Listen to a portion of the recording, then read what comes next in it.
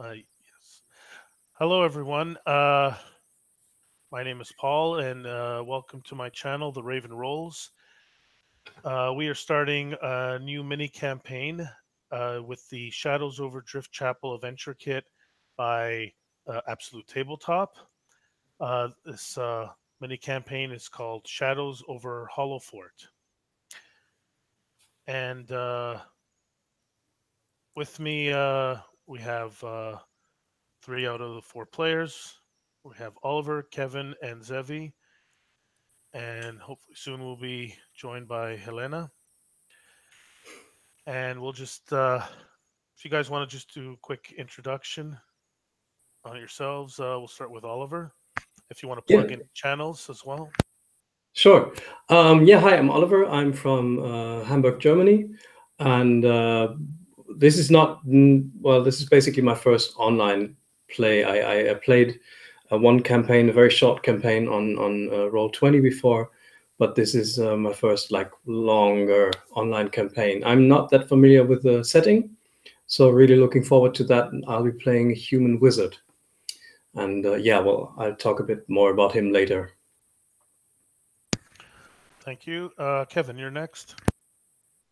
Yeah, hello, I'm Kev. I'm from Birmingham, England. Um, I'll be playing a ranger called Xander Kane. Um, Again, we'll introduce our characters a little bit more as we get in the game itself. I've not played any Gloam before, so like Oliver, certainly looking forward to the setting. I've heard a little bit about it. Um, I enjoy the absolute tabletop content that they put out. And I've watched a few of Paul's online games as well through his channel. So I'm looking forward to this campaign and to playing with these guys as well. Thank you, Kevin. Zevi, you're next. Yeah. Um, I'm Sevi, and I'm going to play Vilmos Rowntree, a human rogue. This is my first time ever playing a game that's recorded, so I'm a little bit nervous. True.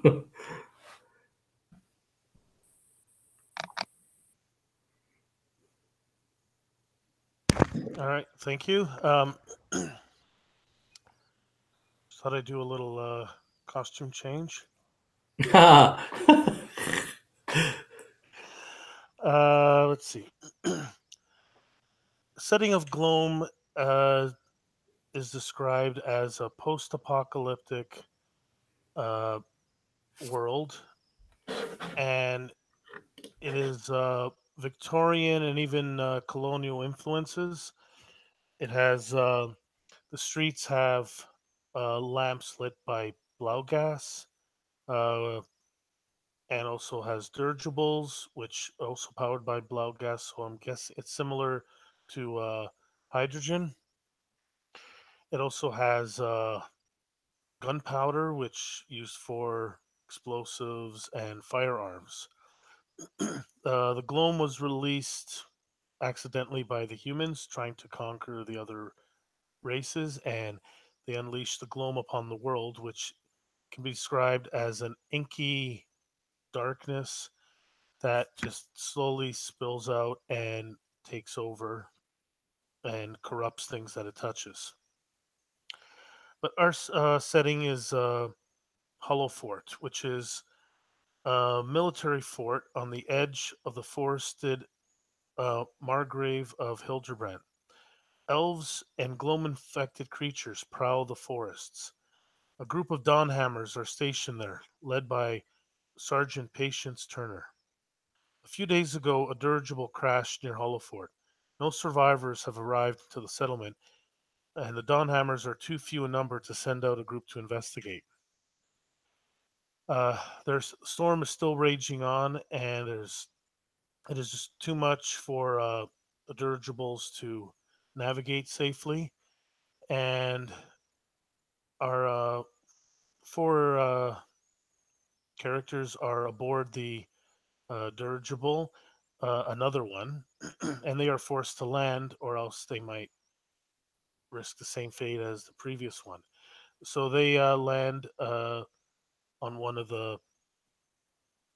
They land outside of a town in a landing area designed for the dirigibles, and they are escorted into uh, probably one of the Sergeant Turner's office just to go through a sort of customs just to get orientated who was on the ship and stuff. And we'll start off with Sterling and Xander. We'll set Sterling. So Oliver describes Sterling as he approaches Patience Turner. She has. Let me describe what she looks like. She is tall with a thin lithe frame. She has long jet black hair and a few battle scars. And you can see in her mouth that she has a chipped tooth. And she's wearing some Dawnhammer leathers with an amulet with a big, heavy symbol of the Dawnhammers, which is a hammer and a sun. And by her side, you see, where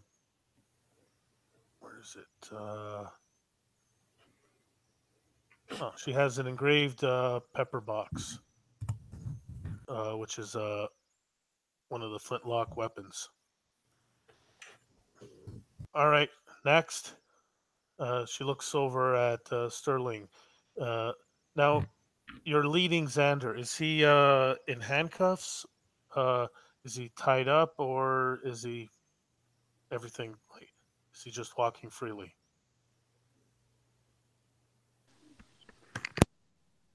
I would imagine Xander is in manacles uh, Hmm. on his hands, probably just down to his normal civilian kind of prisoner garb that he would be wearing. None of his gear is on him. Um, I imagine that hasn't been transported because obviously he's a prisoner. So, but all his gear is pretty simple gear stuff anyway. So it shouldn't be too difficult to get it back if that was required at some point. Okay, so your stuff is being both your equipment is being brought on. I don't, Oliver, if you have a lot of extra equipment, but there is a small chest with Xander's equipment and anything else Sterling might have is also brought forward. And Xander, the handcuffs that are on you, the manacles, they glow with eldritch runes. They prevent you from casting any spells at this point. And Patience looks up at Sterling and says, "Oh, and Sterling, what are you wearing? Are you wearing the traditional garments of an artist, or are you a little more practical in your attire now?" I'm definitely more practical in the attire, in my attire. Well, Sterling is quite a young wizard. He's about 21, 22. Well, he is 21 years of age.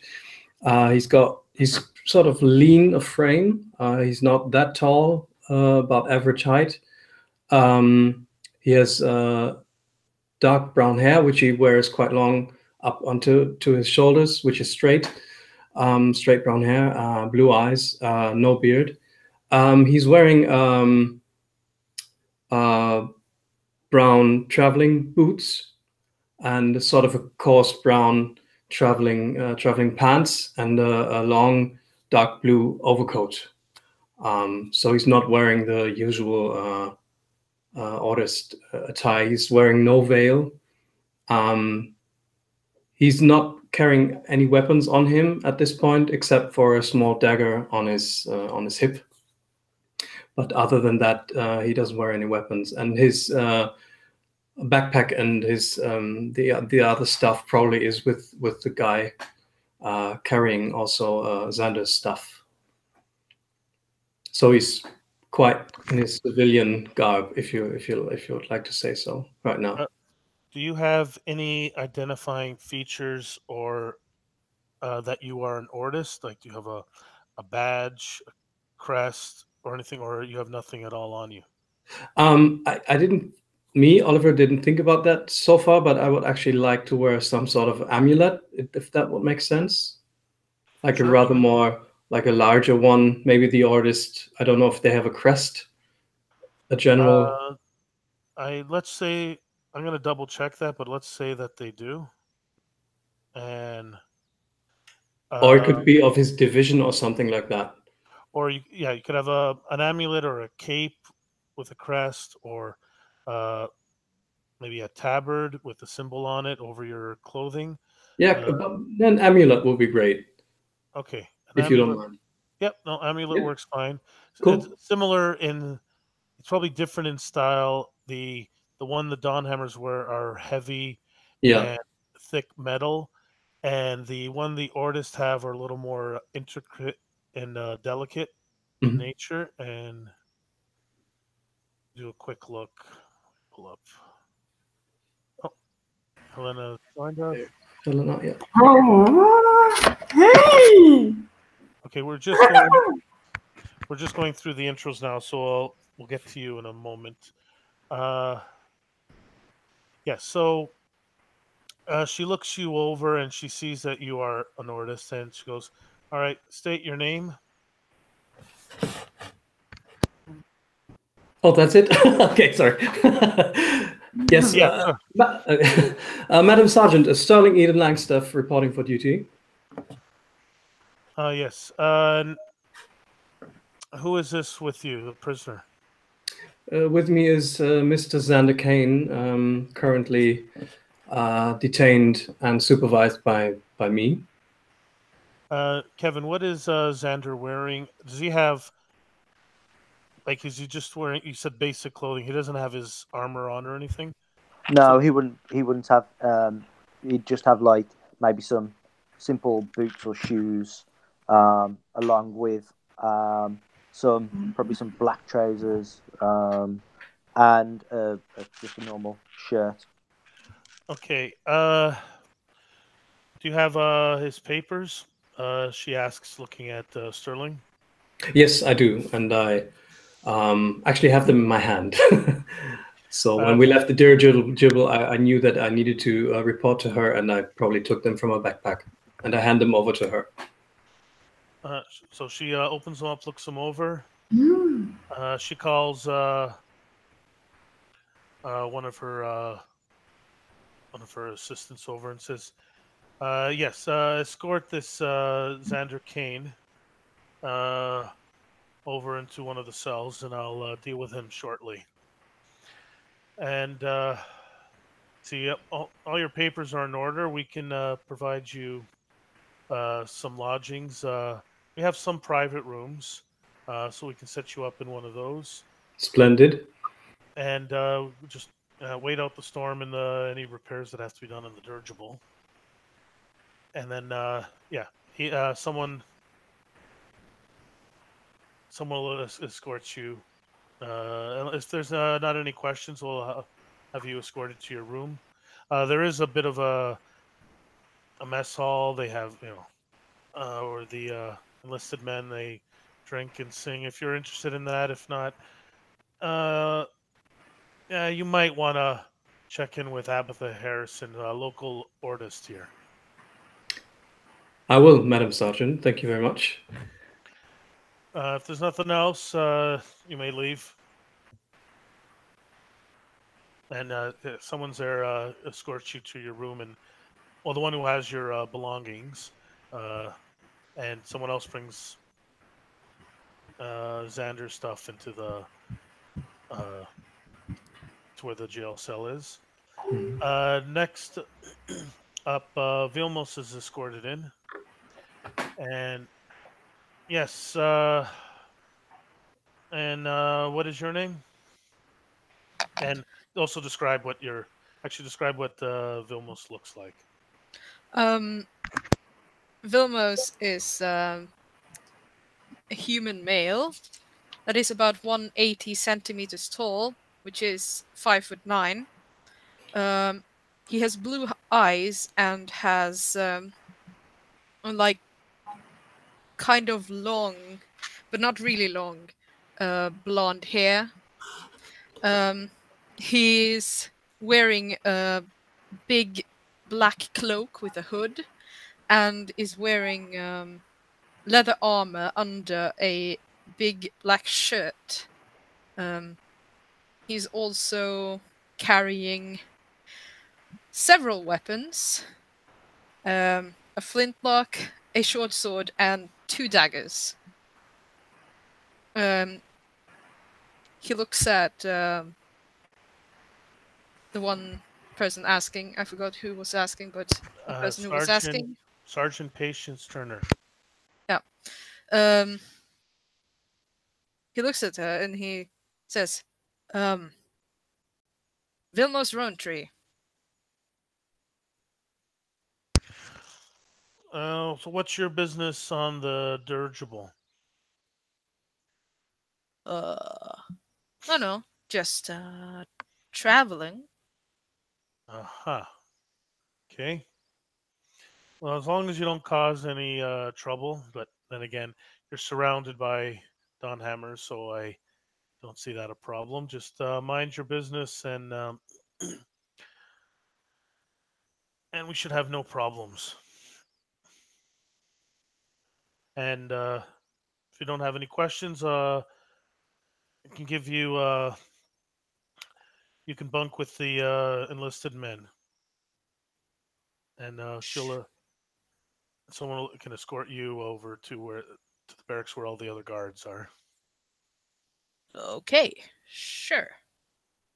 Sounds nice enough. Unless you wanna, you did hear that there were nicer rooms, but they're offering you just barracks. Unless you want to, you could try to get one of the nicer rooms, more private rooms, or you can just stay with bunking with the guards. Hmm. Could I maybe get something more private? We're limited in rooms. What's wrong with the barracks? Well, I'm not really that keen of sharing. No, it's just some personal stuff, you know. Um, roll a persuasion check. Let's see. Unless you want to, you're trying to be more deceiver, but I think you haven't said anything that's really a lie. So Oh, that's a 10. no, I think we need those for any VIPs like the Ordists and any visiting officials. So you'll be fine in there. Oh, Next, fine, okay. she dismisses you, and someone escorts you over to one of the free. It's actually set up a double bunks, and you're given one. You're by yourself in the whole bunk, but given a spot. There's a chest at the bottom if you want to put any personal belongings in there. And yeah, you have the whole double, but you can pick the top or the bottom if you want. Okay, Helena. Basically, I'll go over a quick recap. You've just landed from a dirigible. There was a storm, and it was just too dangerous to keep flying. So they landed outside of Hollowfort in like a dirigible landing area, and you were on your way. Let's say the Oubliette, which is like the main fortress. Um, you do know on the dirigible there was another Ortis named Sterling Adon Langstaff, played by Oliver. You could decide if you know him, or probably maybe know of each other, or maybe talked a bit, but you're not connected in any way. You guys separate fields of research, and you know that he was bringing a prisoner named Xander Kane, played by Kevin, and then there was another traveler on the ship, Vilmos Roundtree, played by Zevi. So if you just want to I guess we'll just sort of describe your character, what she looks like, and you can Okay. say hi to everyone because you didn't get an introduction. So. Hmm.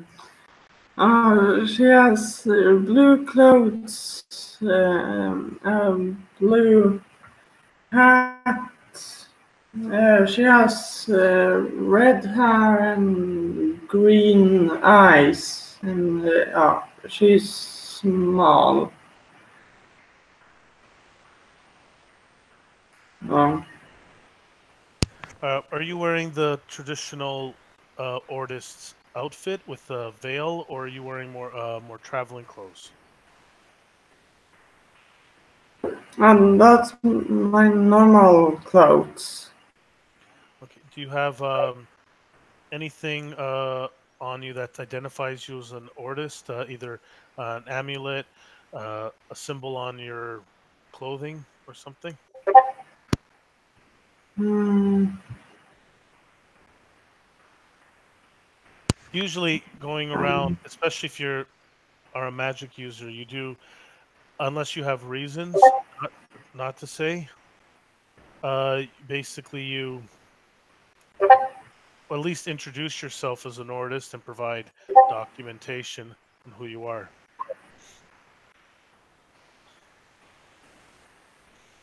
So, Uh, so yeah, you're introduced to Sergeant Patience Turner, and she goes, "State your name."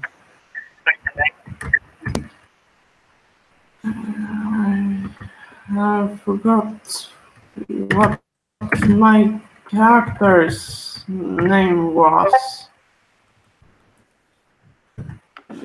Going to D&D.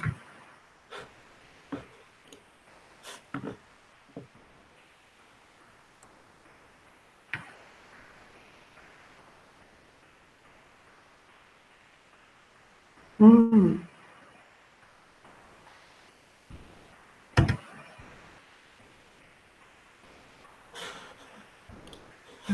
Characters. Okay, you find your information. We'll get back to. Lis. No, Pannan. Sorry, I didn't catch that. It's Pannan. Pannan is the name of the character. How do you spell that? Pannan.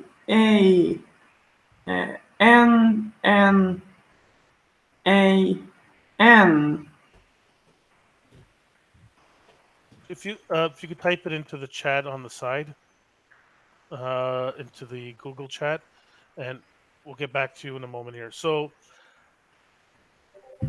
Sterling, you were uh, escorted. You were escorted to a room. It's not a large room, but it is probably a lot nicer. It is clean.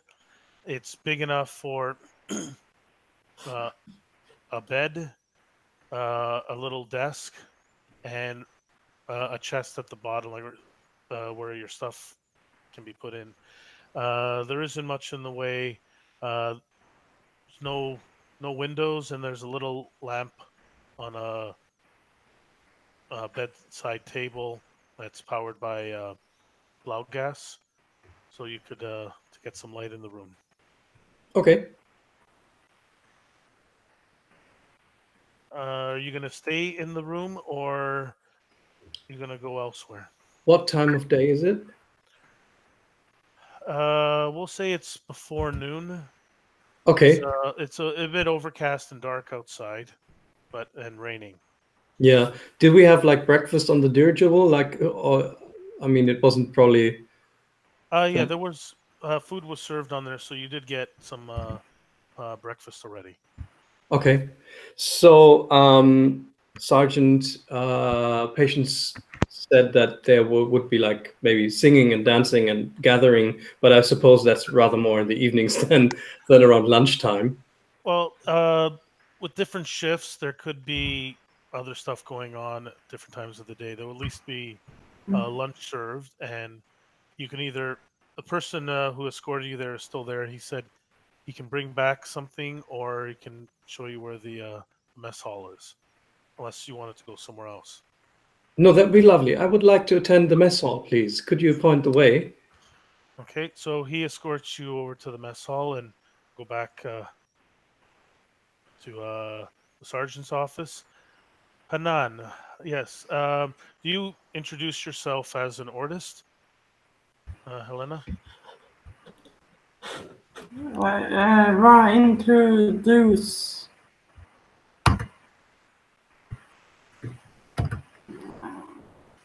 Do you tell patients that you are an artist, or are you going to keep that a secret? Yeah, I can tell that I'm an artist. Okay, so you show her your documentation. She goes, yes, that's the second one here. Okay, we can give you, we have a room set up for you. You can go in there, and if you want, you can speak. We have an artist in the fort here, Abatha Harrison, if you wanted to speak with her, or you could just wait in your room until repairs are done and you can leave. There's a mess hall, or food can be delivered to your room. Uh, this and she motions someone. He can show you to your room, unless you have any questions. I can wait until it appears. Sorry. Yeah, I Repeat. can wait. You can wait. Okay, sure. All right. So the assistant escorts you to your room, same as I described for Oliver. Small room, no windows, a small desk, chair, a small table by the bed, and not much more room in there. Let's see. We'll go to Xander. You're escorted into the jail cell. It's the handcuffs, the manacles are designed a certain way where they can be separated, but the bracelet parts are still attached. So, and they are still glowing to keep you from casting magic. But you're not, they're not chained together, so you can move around and stuff. And the cell does have runes on it as well, and they are activated when you go in. So you have double protection now from your evil casting. It's a small. It's like built into the wall and the floor, like a bench that I guess doubles as a bed, and there isn't much else in there. Is there anything you want to ask the guard before he leaves? Or Xander would kind of chuckle to the guard and say like, it's not like I cast fireballs or anything like that. God, just under his breath to the guard, sort of thing. But he's quite downcast. He's not a bad person. He used to be one of these people, so he knows that these people are just doing their job. But he's resigned to his fate, and he would go into the cell and sit down on the cot. He'd probably actually just lay back on the cot with his hands behind his head, legs crossed, stage straight, just contemplating how long it's gonna take for his fate to be sealed, basically. Xander's like early 20s, maybe like mid 20s potentially. He's looking quite. He's got like a scraggly beard at the moment because he's not had the chance to shave. His hair is longish on top, short on the sides. He's looking quite unkempt, but that's to be expected for a prisoner. It's not like a groom comes along and sorts him out. And he'll just lie back, just waiting for his fate to be settled, basically. okay, So Vilmos, there are some the cots in there that look like there's some people sleeping in them, and a few wandering about, either maybe lying in bed or going through their stuff.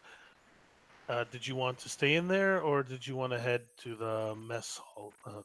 Person asks the one who escorted you there. He goes, I can show you around a few areas if you're interested. That would be really nice, actually. So he escorts you. He shows you around the general layout, and Oliver Sterling would have gotten the same mini tour.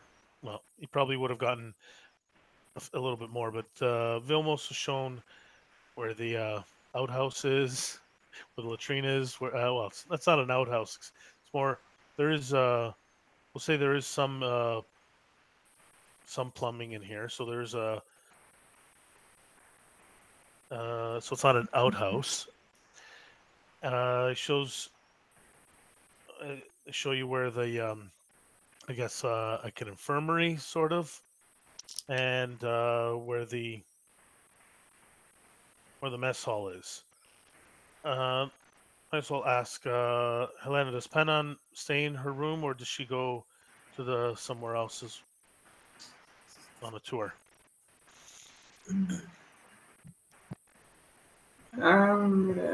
Investigate the room I am in.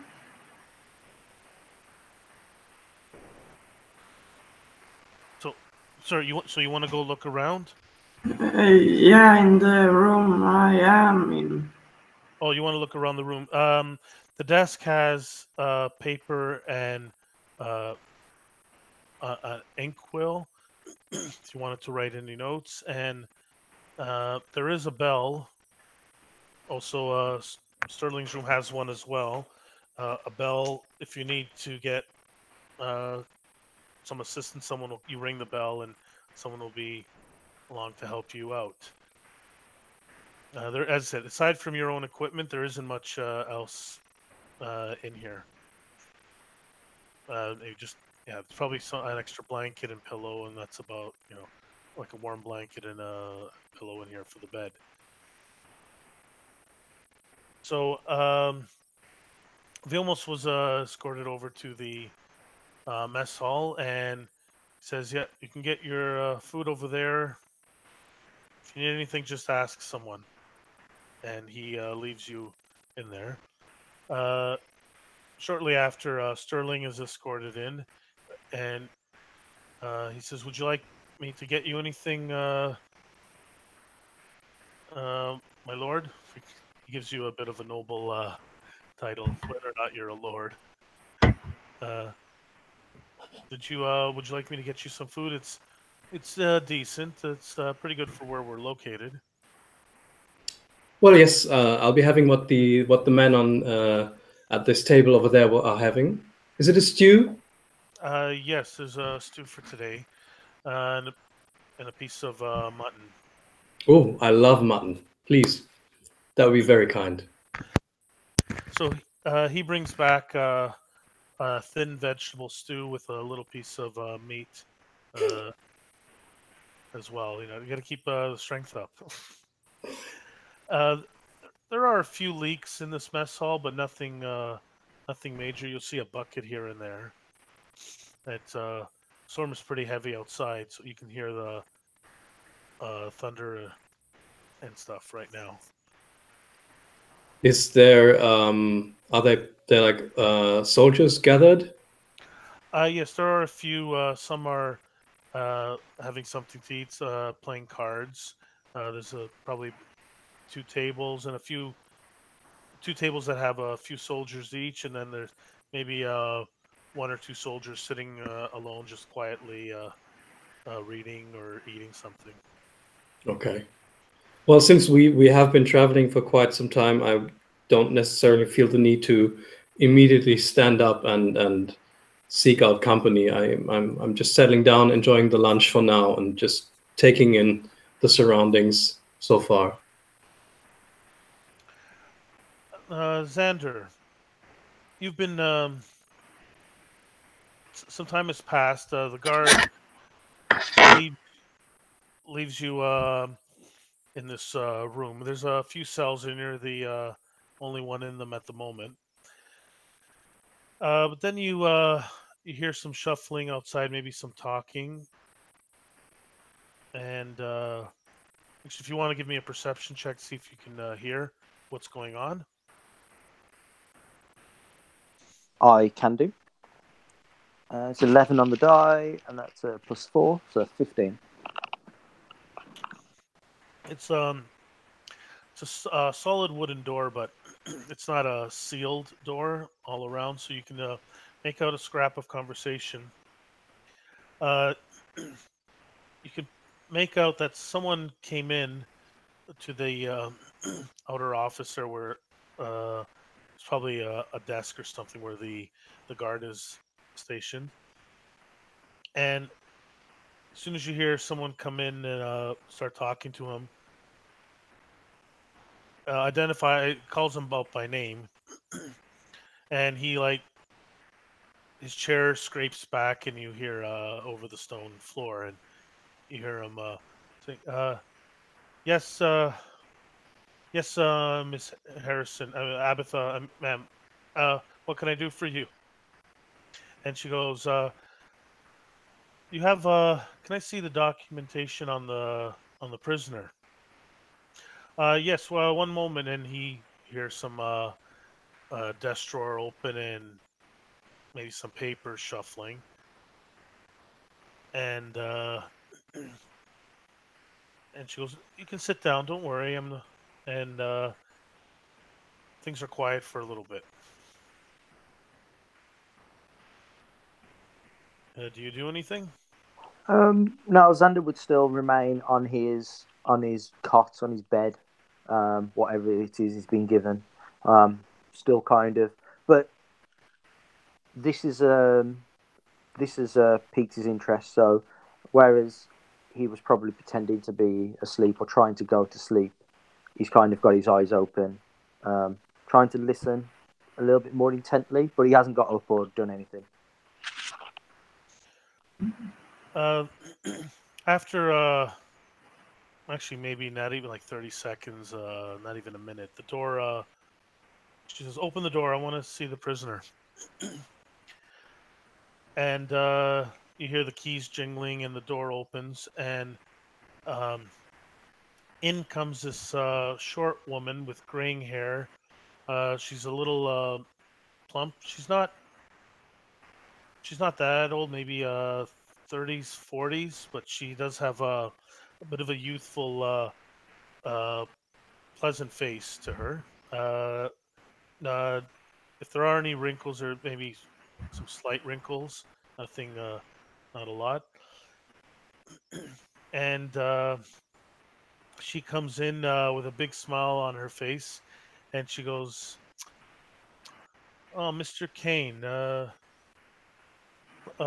my name is Tabitha Harrison," and she is dressed as an artist with a veil, the full robes, everything, and she has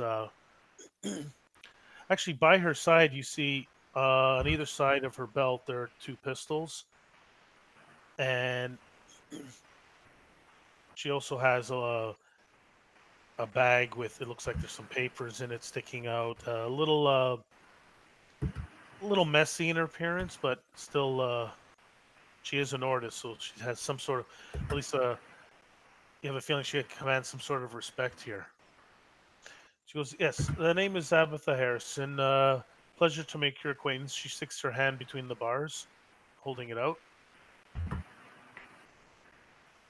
Xander, kind of from his position, lying back on his bed, kind of eyes the quite clearly an artist woman. Sees her stick her hands through the bars to shake my hand, I'm guessing. Yes. He would kind of move to a sitting up position on the bed, stand up slowly, walk over, put his hands on the bars, and kind of leaning close and say, "The pleasure's all yours, I'm sure. What can I do you for, Madam Autist?" I was just looking at your files. I see you. Oh, until recently you were a Dawnhammer, a scout, was it? Yeah, scout, hunter, whatever was needed by the order. I was good at it as well. It appears that your family was were casters. It has been found out afterwards that, but you were raised by Dawnhammers. I, I take it. Yeah, that was a long time ago. I don't remember them now. Um, the the commander that took me in was very kind to take pity on such a young boy. He looked after me pretty well.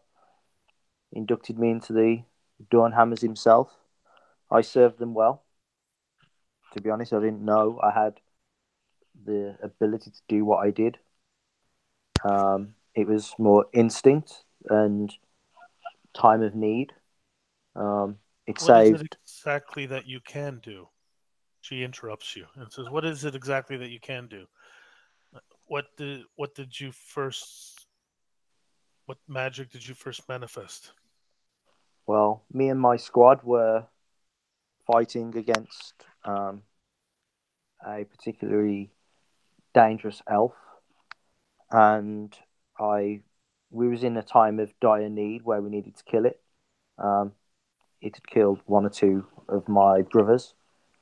I was just focusing on it, and I was able to see its weak points. Um, and in doing so, we managed to bring it down. I dealt the finishing blow. Um, it was I didn't understand it at the time. That was the first thing that I saw.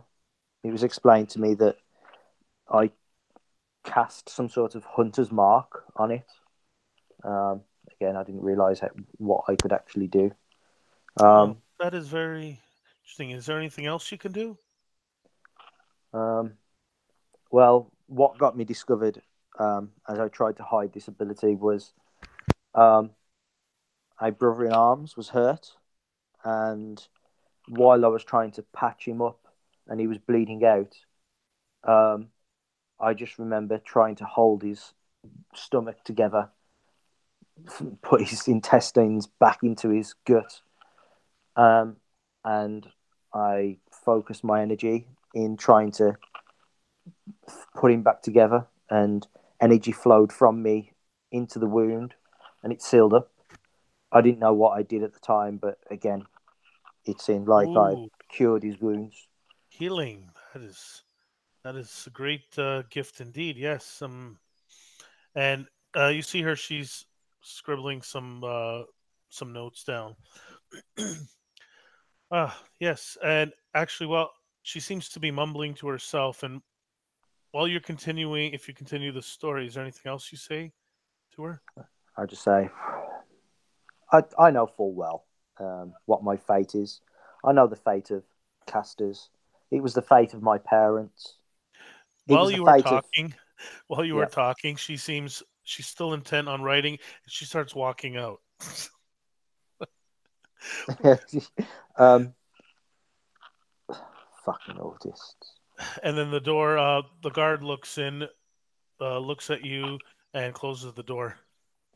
I don't know if the guards would feel quite, if they heard my story, I don't know if they'd feel quite sympathetic towards me or not.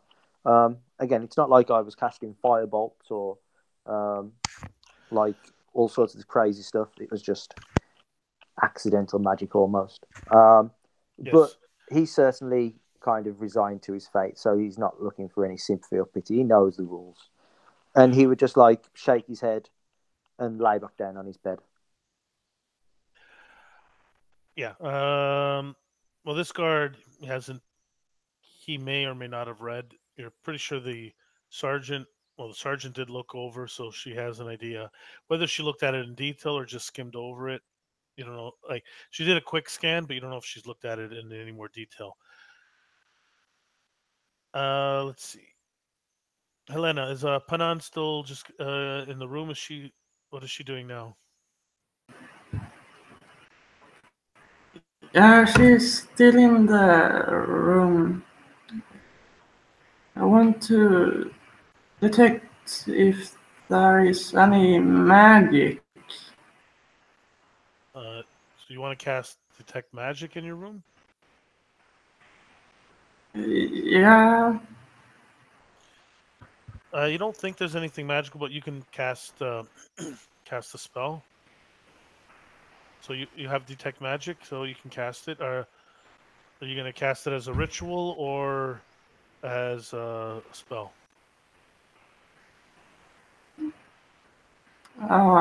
as a spell. Okay. Cast magic. I think range. What is the range on detect magic? I think it's 60 feet, or is it more? 30 feet. 30 feet. Uh,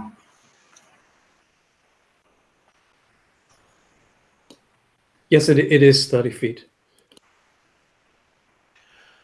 Yeah, your room is not quite that big. It's probably closer to 10 by 10, and it's probably smaller than that.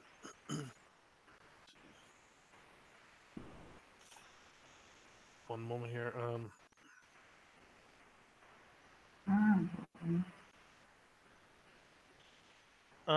Yeah, nothing in your room or even nearby.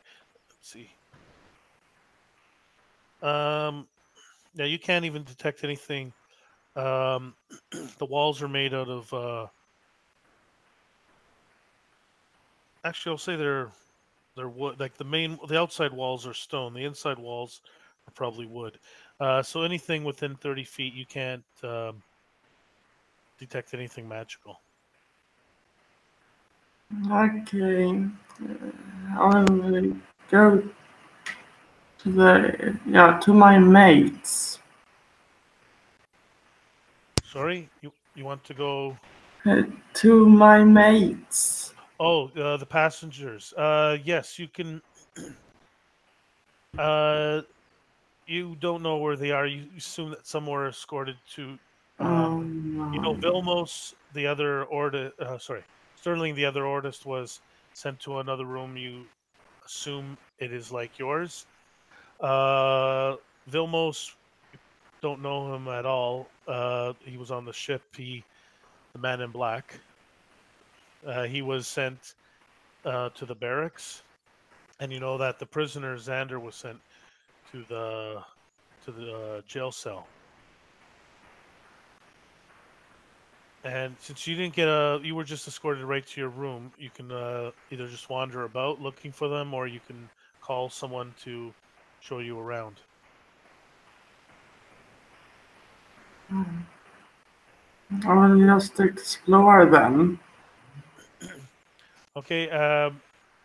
As you go along the corridor you came down, one way will lead to the sergeant's office where you came from, and this corridor has maybe 8 rooms, so 8 doors, and no, 9 doors. So there's one at the end of the hall, and there's 4 on either side, and then back down towards the sergeant's office. There was probably more the fort to explore that way. I will go to one door and open and see what's in there. Let's see. The most of the doors are in this hallway are locked. The one at the end actually has a nameplate on it, and it says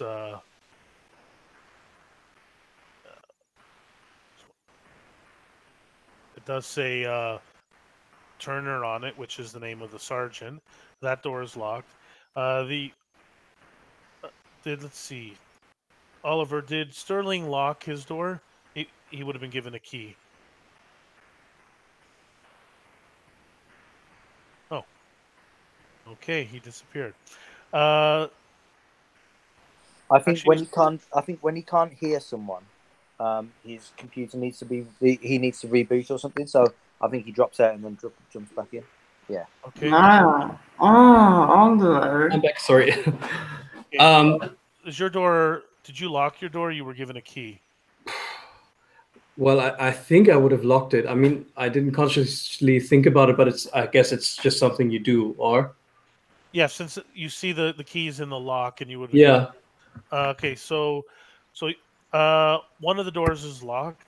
The other ones are not, and the other ones look empty if you open up any of the other doors. So Sergeant Turner's room is locked, and there is another room that's locked. And you, Helena, does Panan lock her door?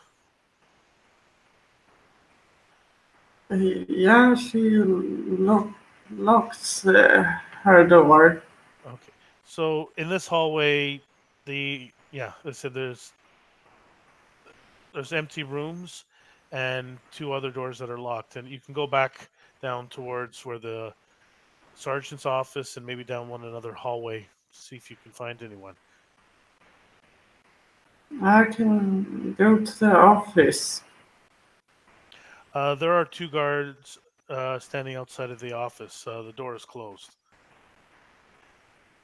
Do you want to go in? Uh, yeah, I can go in. Sorry, yeah. Was that a no or yes? Yes. Oh, you want to go in? Okay. They stop you and say, "We can. If you want to see the sergeant's in a meeting right now. You can wait here. There's a chair. There's a few chairs there. If you want to wait, we can announce you." Okay. Then I go to the chair and sit. Okay. Further, so down the hall, where you haven't explored yet, you see a short, plump woman dressed as an artist, just walking down the hallway, and she's only there for a few moments, but then she keeps walking. Uh, Okay, we'll go to Vilmos. Uh, did you get something to eat? Yes. Okay, so you're sitting down. You see Sterling comes in. Someone gets him something to eat and uh, sets it up at a table by himself.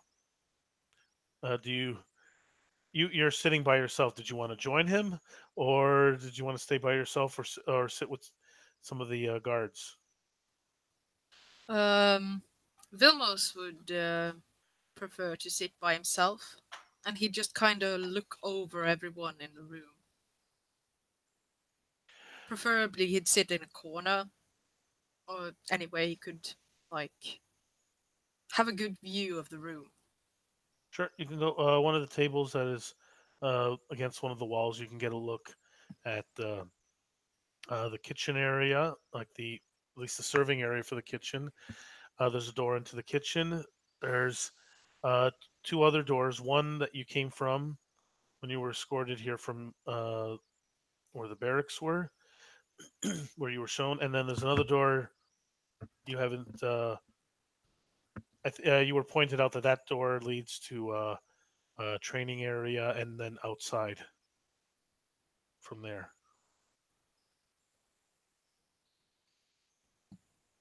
Okay. Vilmos just sits and eats his food. He looks at all the different people. Let's see.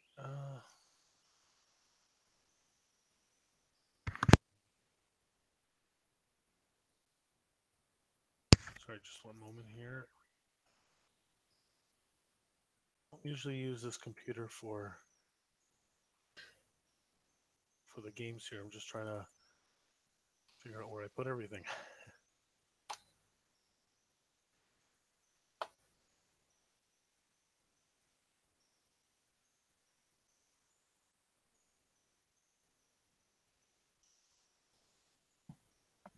Okay. Um, so while you're watching everyone, and everyone is where's the word browse? Okay.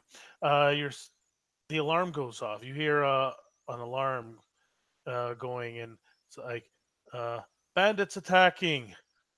To arms! To arms! All of you can hear it. The two guards guarding the door. One of them, they both go uh, inside the sergeant's office, and the guards that are all sitting at the tables, they get up and leave and head out through the one door. And yeah, Xander can hear all this, but he doesn't hear much, not much else after that. So let's start off. Oliver, how are you reacting to this? Well, all the other soldiers are they jumping up or just orderly leaving the no. mess hall? They're getting up quickly, and they're all uh, making their way into the other room quickly. Okay. So I you think will. it's the training, like the training one. So you assume there might be maybe weapons, armor in there, or something if it's a training room. Yeah, I will definitely get up immediately and follow them. Is there someone who seems in charge, at least for this small room, or?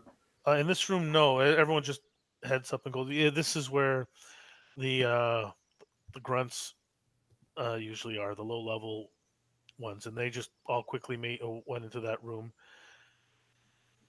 Okay, then I'll approach one of them exiting the room and we'll ask him, a bandit attack. Do you have any more information? What's happening? Where are you going? Is there someone in command right now? Okay. Quick is Vilmos following, or is he going to stay where he is? You see, Sterling got up and went through the door. Vilmos just sits there and continues eating. Okay. So Sterling, you went into the other room, and you can see organized chaos. I guess everyone is just scrambling, putting on armor, grabbing weapons. They're just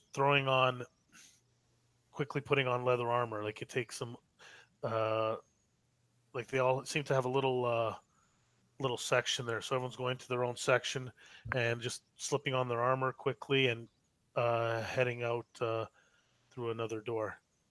Okay. I will. Yeah. Yeah, it looks. You wanted to know. There looks like there is probably someone in charge. Whatever's below a sergeant. Yeah. So, good man. What is happening right now? Who issued the alarm? We're being attacked. It's those bloody elves have attacked us. We're trying to. They're trying to storm the walls right now. Well, that sounds dire. If you want to help, get out there. Get out there right now. For sure. Use all the help we can get. Okay, so I gather that he probably sounds quite not desperate, but energetic and really alarmed. Yeah, he's yelling, "Move it, move okay, it, move okay. it!" Getting escorting, ushering everyone out. And okay, are you gonna leave now, or are you going back to your room? What are you doing? I will be going back to Xander's cell. And are there guards positioned before the door, in front of the door? There is one guard in the main area, and there's a closed door which leads to the cells. Okay. Then I will approach the guard and will say, release the prisoner. He's with me now. I will take care of him. Sorry, and is that not. I need permission from higher up to releasing the prisoner. I know he's in. You escorted him here, but right now he's in our custody. I can't let him out. And as you say that, uh, looks like an artist just walked in with graying hair, all done up in a little bun, with a veil and plump figure. She walks in, says, "Oh yeah, release the prisoner. All hands. We need every help, every person we can get outside." Yes, that's what I And said. she seems to have more authority here than you. Yeah, for sure. And the guard grabs the key, stumbles in, lets Xander out and says, "Prisoner, you're wanted out for to help defend the keep," and he lets you out. And you see out there Sterling, and you see Abatha. Xander's just like shaking his head, going, "Like, you want my help? That's not how this is supposed to work." We're under attack. Move it. You're under her care now. And he hands Abatha a special key, which is probably the key, and she actually unlocks your cuffs and says, come on, we can't be late. Let's go." And she looks over at Sterling. "You two, let's go. Come on." Xander can't believe what's happening. This isn't how the system is supposed to work. Magic users are supposed to be not trusted and not let out. But for some reason, this woman's asking me to do my job, what I used to do. Essentially, yes. That's Ordists do, most of them do follow the rules, but a lot of them may not always agree with Dawnhammers, and this one seems to have some authority here, enough to get you released. But you're finding that odd because you thought Patience was it? Yeah, Patience was in charge. How and Xander just says, like, "How can you even trust me? How do you know I'm not going to make a run for it?" Well, I will make sure of it, first of all. And Xander looks you up and down. She says, yes. Well, if we don't survive this attack, then it won't matter if you escape or not, right? Let's go. Mr. Kane, with us, please. Very well. And she escorts you. And the guard, since he has nothing to guard anymore, he's rushed out, and I guess he's going to try join in the fight as well. And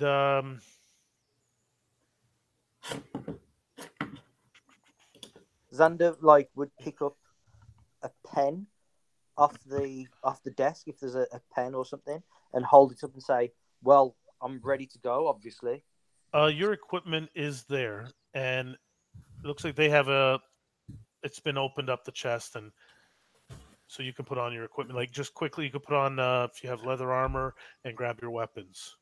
Well, that's unexpected. Yeah. Okay, very well. And so I've got scale mail, so I don't know. That might take just a little bit longer, but okay. Do you have a shield? I've got like 2 weapons, and I've got a shield, and I've got a short bow. I could leave my scale mail if you wish. And yeah, I think you're gonna have to leave the. So you leave the scale mail. You don't have time to put that on. Yeah, that's fine. Leather, I would have said would have been okay, but scale mail is going to take longer.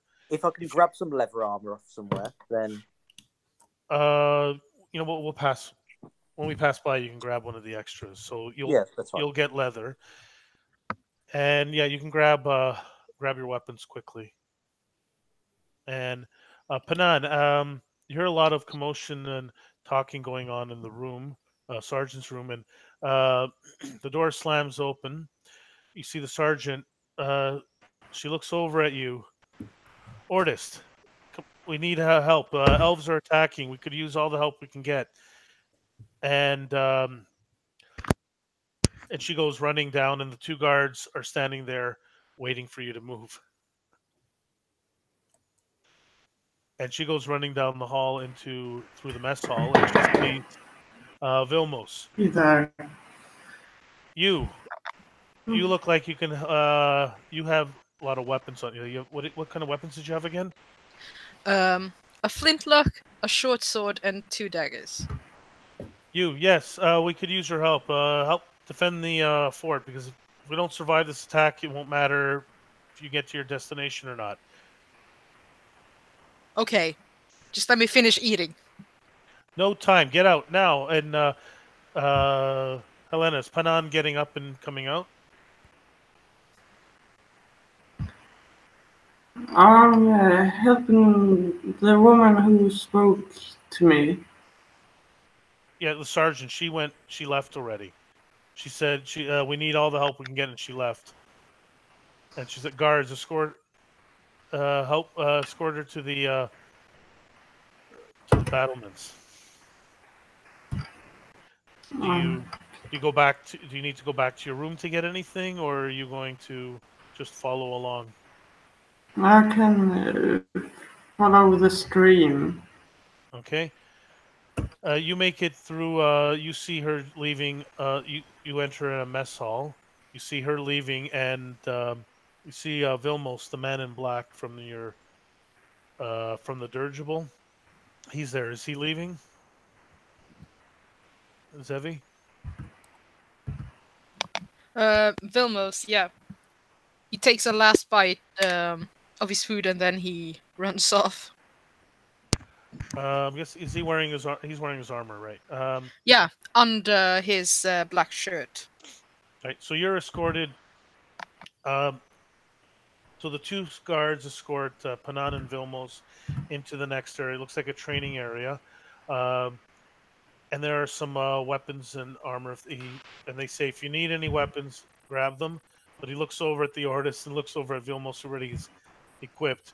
But you look like if you don't need anything, we got to go quickly. And then the door opens. Well, the door probably never closed. And in comes Sterling, Xander, and short artist woman.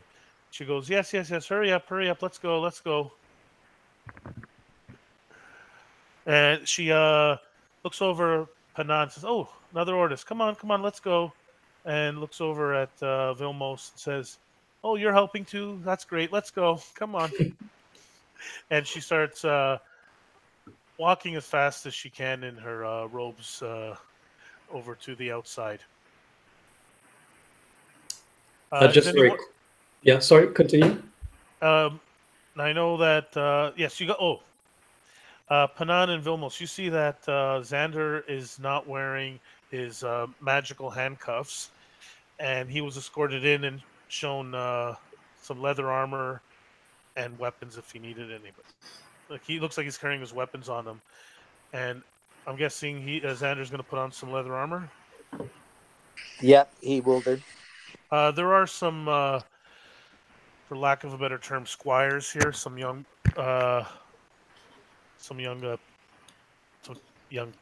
kids. I'm going to say kids, but they help you put on your leather armor. Yeah, Xander would immediately start ordering them around as if he's back in the Dawnhammers, saying, "You boy, come here, fasten this, get it tighter. No, I said tighter. That's better. You need to be able to move in this stuff." Is anyone else grabbing anything from the equipment? No, I don't. But as we are going through the corridor or leaving the mess hall, I will be grabbing my artist symbol and waving my hands, muttering a few incantations, and will be casting mage armor on myself. Yeah, some of the children look at you with eyes wide, but they're scolded back to their duties and stuff. The actual guards and don't pay you. They might glance over you, but don't pay you any mind after that. I think Xander would have said to the boy that was looking, instead of tightening his armor, "If you look, boy, your eyes will get burnt out." He looks really scared, and he goes back to tying up your armor. Okay. Xander flexes a little bit, feels the range of movement that he's got, and is happy with his to be back in business.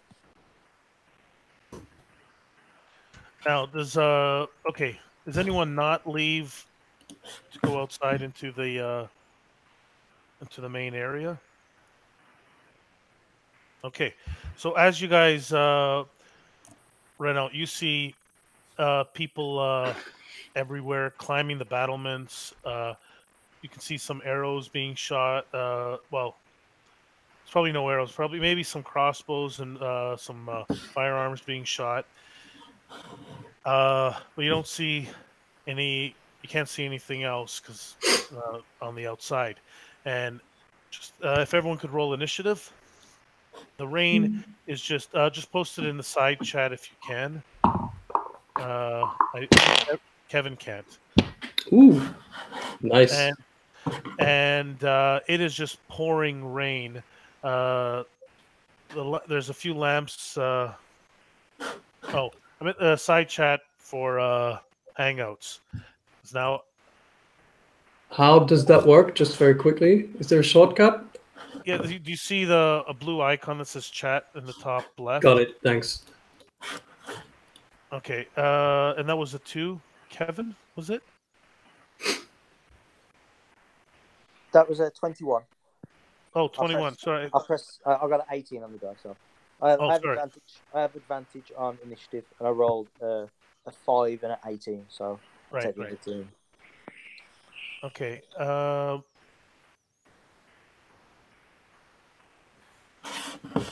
Okay, I see. You rolled 2, and then okay.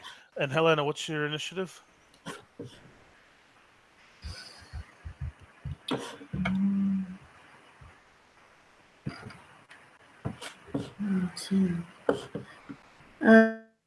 +1.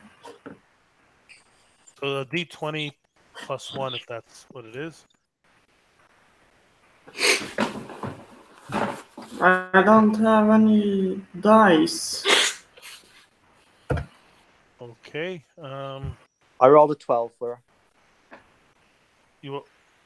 Well, I'll pull up a. Well, yeah, we'll just. I have to pull up a dice roller for you. 1 second.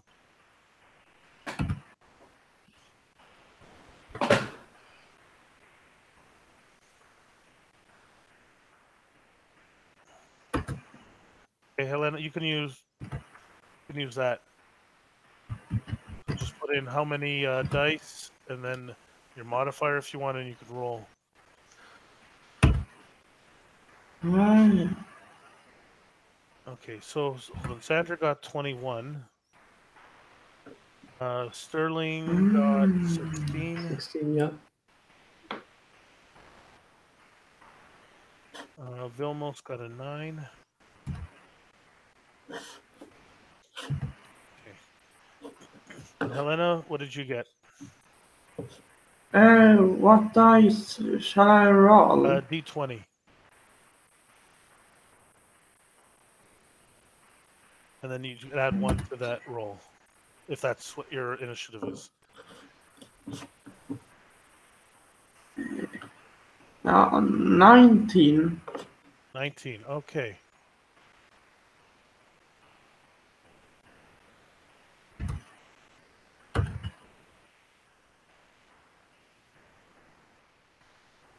All right, Xander, you are, despite having to put on your armor, you're like the first one out where they were discussing stuff.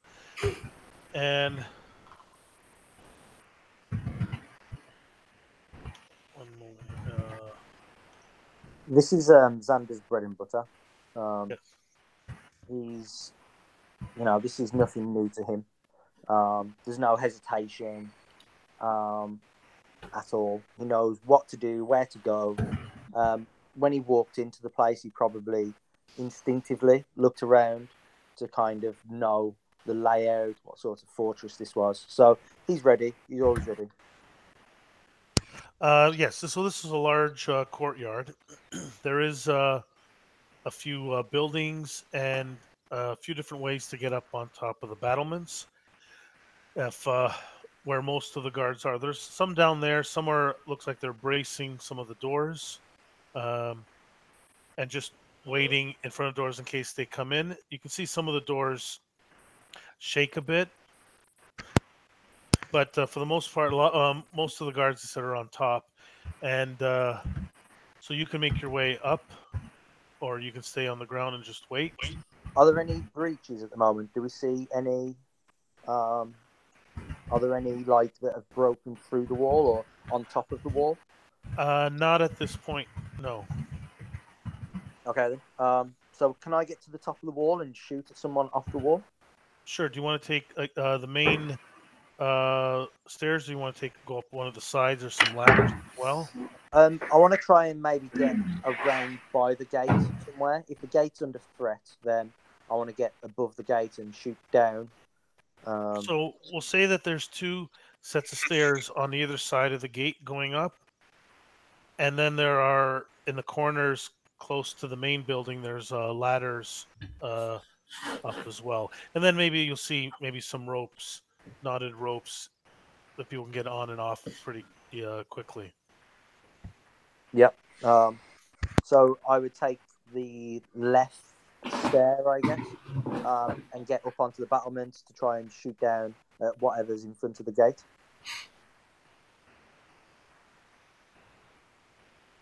And if I can do that, then I knock an arrow to my short bow, look down at what I'm firing at. What do I see? So you make it up to the top, and a few people look you over. Probably some of the officers look you over, but you're wearing Dawnhammer leathers right now, so you have 11 plus your dex. They look you over, but they don't say anything, and he points off in an open spot, and you go over and you look over, and there are a bunch of elves, maybe, can't tell, maybe a few hundred, rough guess, and they're coming in, and some of them have ladders, and they're trying to climb up the battlements, and they have like a crude battering ram. I guess some are trying to come in through the gate. Well, not. I've not seen this many pointy ears for a while. Let's unload on them, and I loose 2 arrows into the crowd that's by the gate. Maybe someone that's holding, maybe the ones that are holding the battering ram, if possible. Yeah, and I rolled an 18 and a 19. Quick question: Yeah. What level are you guys again? 3. The deep stalker gets an extra attack in the first round of combat. That's what I thought. I was just wanted to be clear on that. Okay. Yeah. So, sorry, what's the first one? So I rolled an 18, so that's a +5 on top of that, and then I rolled a 19, and again +5 on top of that. Okay. What damage you sink it into 2 of them? What damage you do? Let me just see. 6, 8 on the first one. On the second one is also an 8. You take them both out. One in the neck, one in the shoulder, one in the neck, one in the armpit. I see them drop. Hopefully, they have to drop the battering ram slightly because there's 2 of them been took off the battering ram now. Okay. There are 6 of them on the battering ram. It's a large log that's been carved a little into a bit of a point, and they do let go a little, but they're still holding on to it, the rest of them. And they come... Well, sorry, is there any bonus action you want to do? Anything else? No.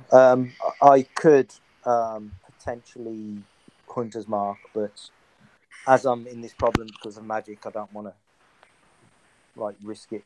So, Abatha did remove the magical handcuffs. If she left them on, you would have still been able to fire a bow, but not use magic. But she did remove it.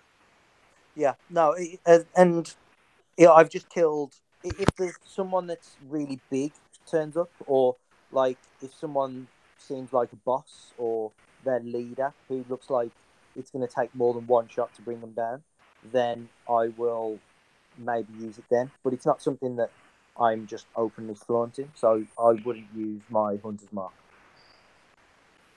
Okay, 1 second here.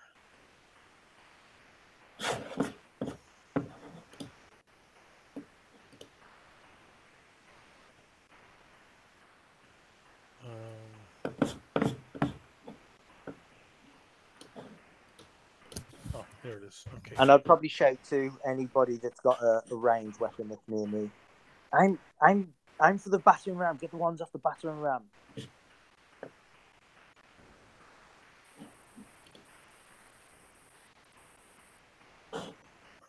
Um,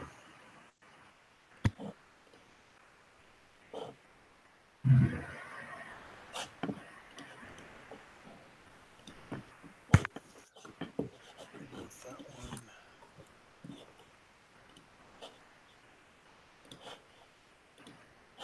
Okay.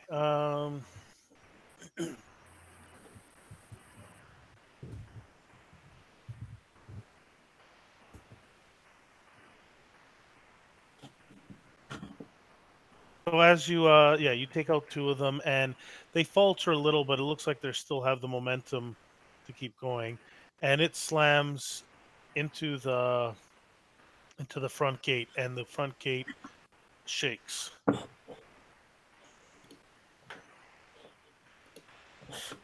Wow. The front gate just splinters a bit and caves in, but it is still holding.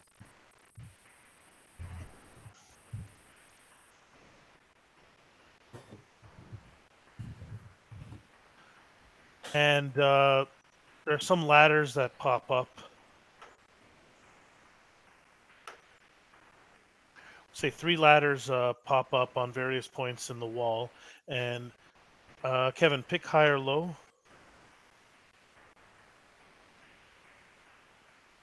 Hi. All right. Oh, one of them is a few feet away from you. Where? And looks like they're scrambling up the ladder right now. Can I drop my bow and draw my 2 swords? I've got the dual wielder feat, so I can draw 2 weapons at the same time. I think this still require either as part of your attack. You can drop for free, but Yeah. you still need either part of your action or part of your movement to draw both weapons. Oh, I thought it was it's just a free action to draw 2 weapons. Basically, what I mean, you can normally draw 1 weapon as part of your attack or as part of your movement. You can draw 2 at the same time. Right. Okay. No, that's fine then. I guess I'll. They start climbing. So they start climbing up, and they made it to the top of the ladder. Panan, what are you? She's not here yet. Well, Sterling, what do you want to do? Yes, well, I will approach the ramparts, or so that I can actually look down. And is Xander? Well, he moved before me, so I will probably get next to him, and I guess I see the same that he does, like all the swarming elves down there. And is there? You can see the elves. You make it up. You start following him up, and Yeah. there's elves that are coming over the battlements now. Oh, already over a ladder. Yes. Okay, so then my first reaction would be not a reaction as in game terms, but would be to cast a firebolt on the first elf coming over this ladder. So I will attack with firebolt with a 15 to hit.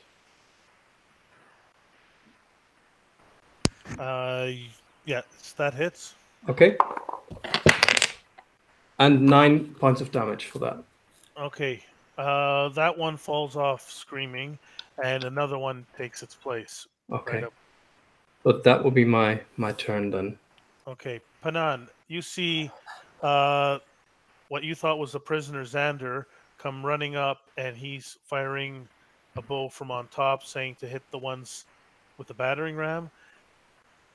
Sterling follows him up and firebolts an elf that was just coming over the battlements. What would you like to do?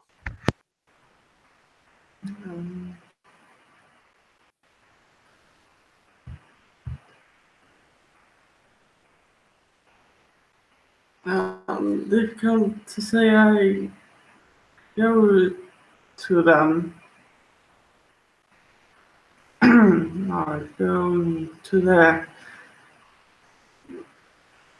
passengers. Oh, so you want to follow Sterling and Xander up? Yeah. Okay. When you get up there, you can see, before you even get up, you can see an elf trying to climb over battlements. Do you want to attack that one?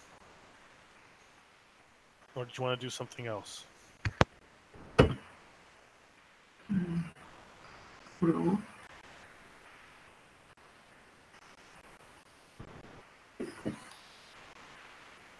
I can try to talk to it.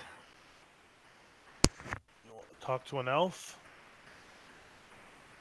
You don't know if he's going to be very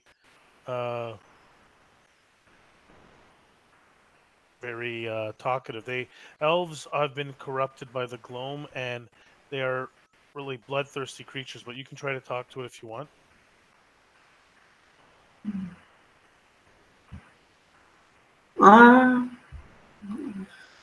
They are like that.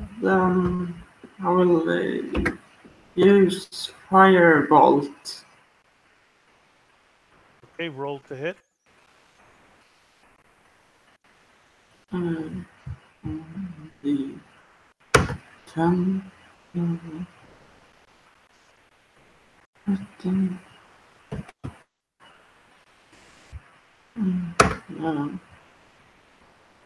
oh, 5.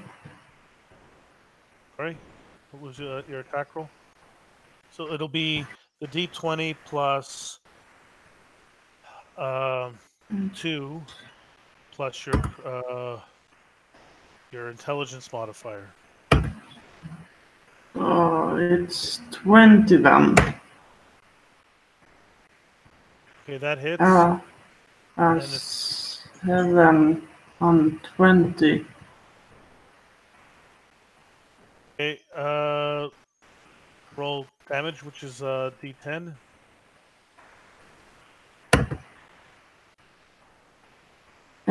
8.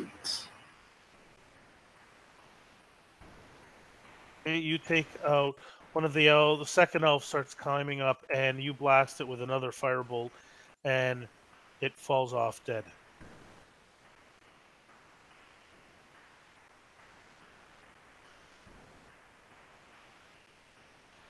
Is there anything else you want to do? Like a bonus action, or do you want to say anything? No.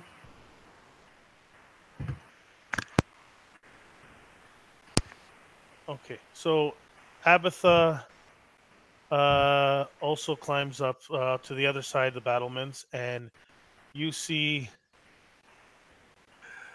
her cast I think for now, let me just give her. Let's see.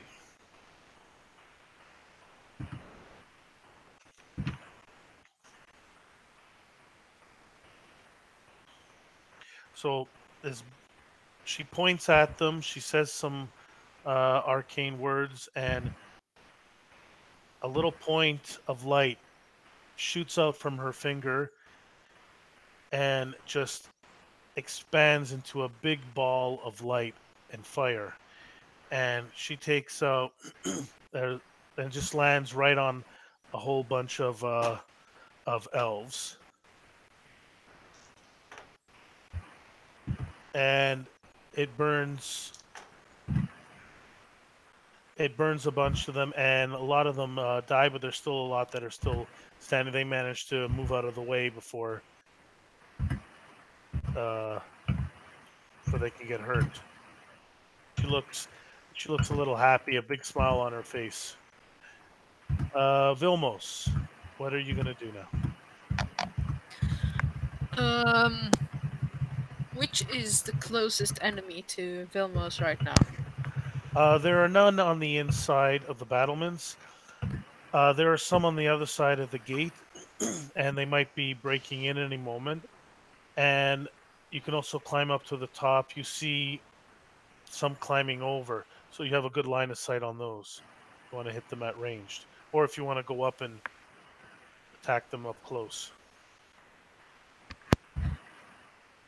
Yeah, I would like to go up there and possibly try to stab them with a dagger. Okay, so you make your way up. It's getting a little crowded on the left side, so you want to go up the right side, where the other Ordis is, Abatha. You haven't met her yet, but you realize, yeah, she looks like an Ordis. She's casting fireballs. She's probably an Ordist. Yeah, sure. Just gonna be sure not to accidentally use any magic. Okay, so you head up. There's an elf climbing up over there. All right, roll to hit.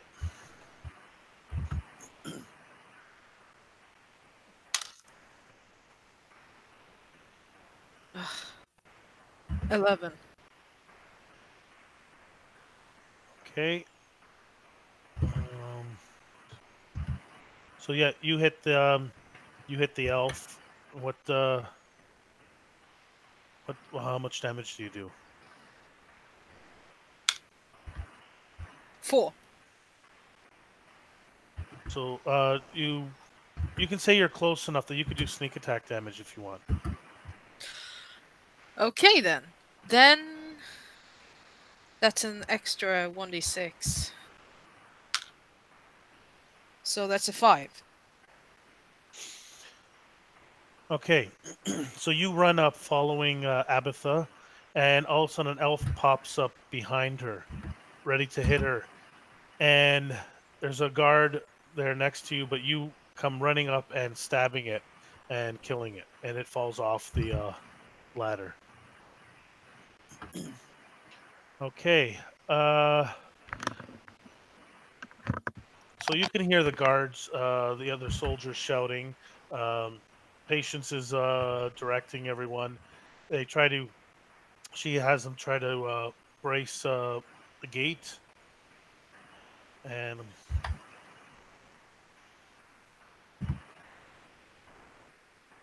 brace it up so to reinforcing it. And the ones on top, you see some of them are shooting crossbows, some of them are shooting firearms, some rifles, and blunderbuss, and they take out a few of the elves who are climbing up, but doesn't seem to stop. They're still uh, when one falls, another one takes its place coming up. Xander, we're back up to you. Is there one now in melee range of me? You're on the battlements. I'm gonna say.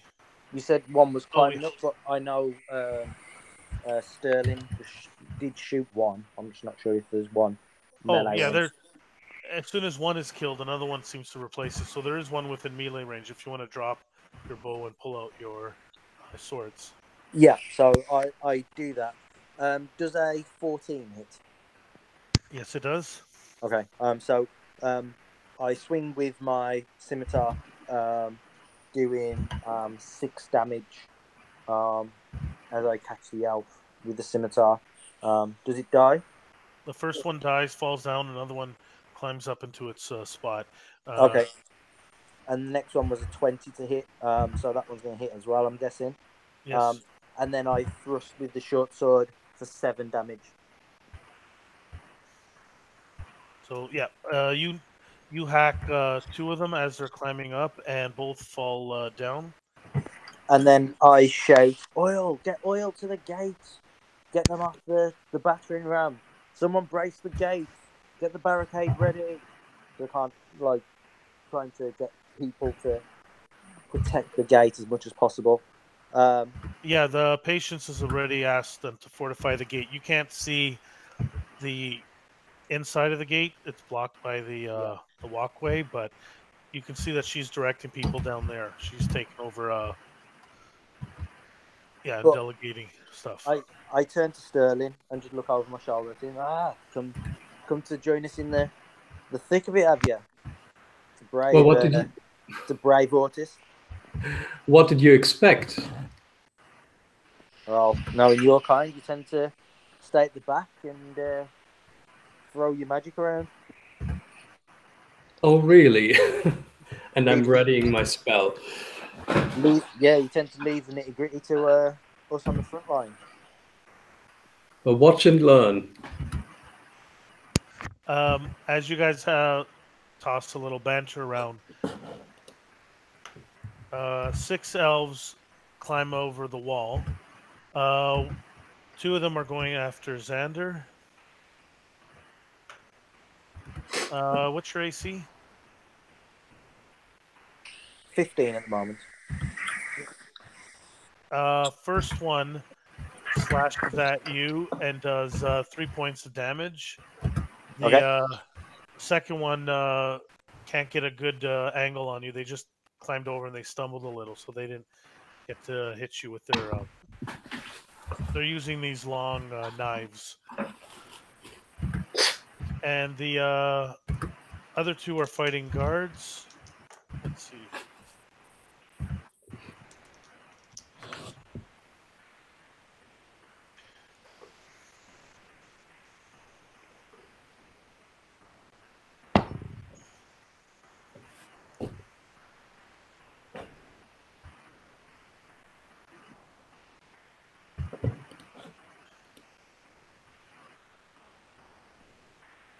And the guards take down. The elves take down 3 of the guards on various points of the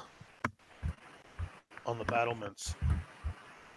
Panan, you're up. You just saw 2 elves die in front of you up at the top, and then 2 guards just died in front of you as well, and another one on the other side. What do you do?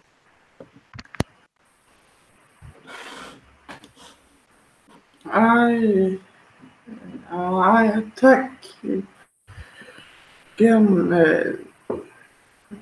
the elf with a firebolt.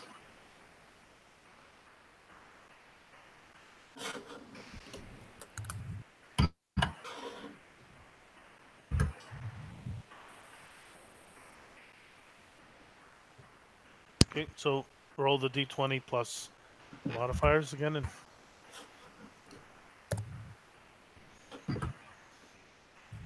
and 16. okay, that hit. And so d10 plus your intelligence. No, just the d10 for damage. 10.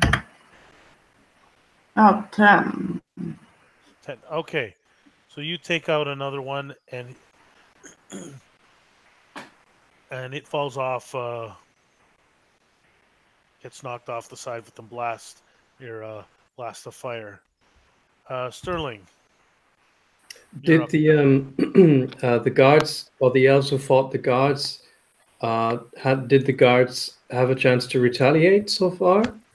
Not against them. No, the guards go a little later. Okay, so but I will see them out of the corner of my eye, and I will say, well, it seems we need a more broad approach, and I will be casting 3 magic missiles on. Are there 2 elves approaching the guards or 3? We can say there's 2 elves up here, and there's more that are coming over. So you have many targets. Okay, cool. So I will cast a magic missile on each of the elves attacking the guards, and 1 other elf which is coming up the ladder. You can also see the elves with the battering ram. Oh, yes, I forgot. The battering ram hit again. Let me see.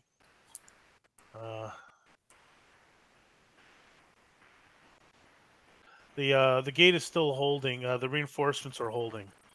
You can see the battering ram and the elves holding it over the battlement. You can see elves coming up, and then there's a couple elves on the battlement right now. Okay. So I will try to attack the immediate threat, and I will attack the guards. The elves attacking the guards, and one other elf coming up the ladder. First elf. 1 point. No, wait. It's a d4 plus 1, isn't it? Or Exactly. So 2 points of damage. 2 points. Then 4 points. And for the elf coming up the ladder, 5 points of damage. Okay, the one coming off the ladder falls off, Yes. and the other two look that are in front of you look badly hurt. And you see out of the corner of your eye, and Vilmos gets a good look at this. Another fireball erupts from Abatha's outstretched hand and takes on. Let's see.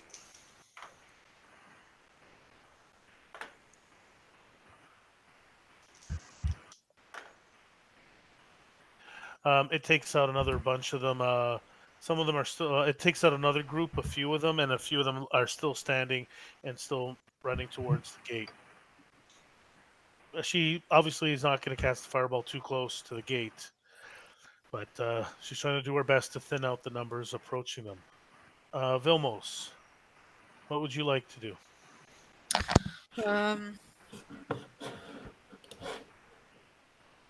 Where was the nearest enemy again? Right in front of you. There's a few climbing up, fighting with the guards, and there's a few. You can get a look at the side, at the gate, and there are some battering with a battering ram. 6 of them. A battering ram. Vilmos will try to slice the throat of the one in front of him. Okay.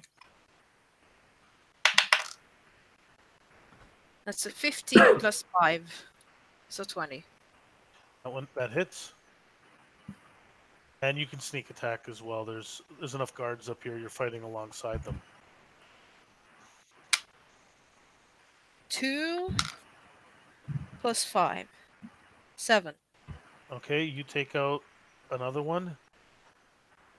Are you fighting with 1 dagger or 2? 1 dagger at the moment. Okay, so yeah, you kill another one and you push it off the edge and it falls down, knocks another one. Right after he sliced him, he pulls out his other dagger with his other hand. Okay, you can get another attack if you want. Okay. No dex bonus to damage, but and you can't sneak attack since you already did. So. Yep.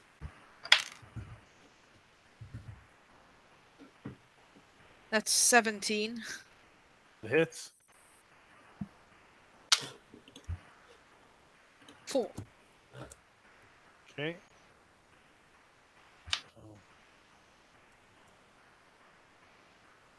Yeah, you badly injure one, and but it's still standing. It's fighting one of the guards, and the guards start. Patience starts directing orders. Keep that gate reinforced. Bring some oil up there and start pouring it down on them.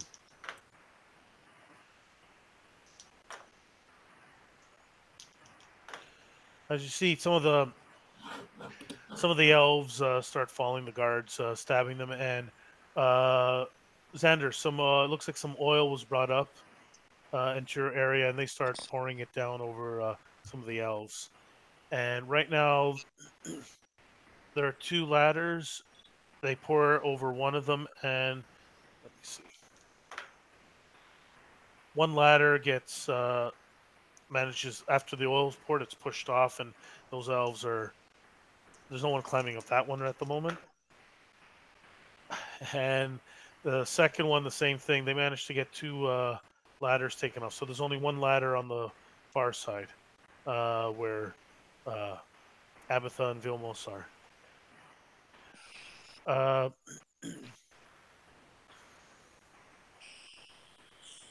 Let's see.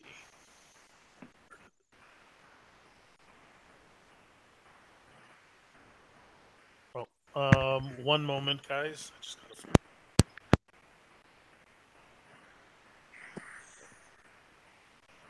So far, the battle's going quite well. I think there's only me that's took any damage.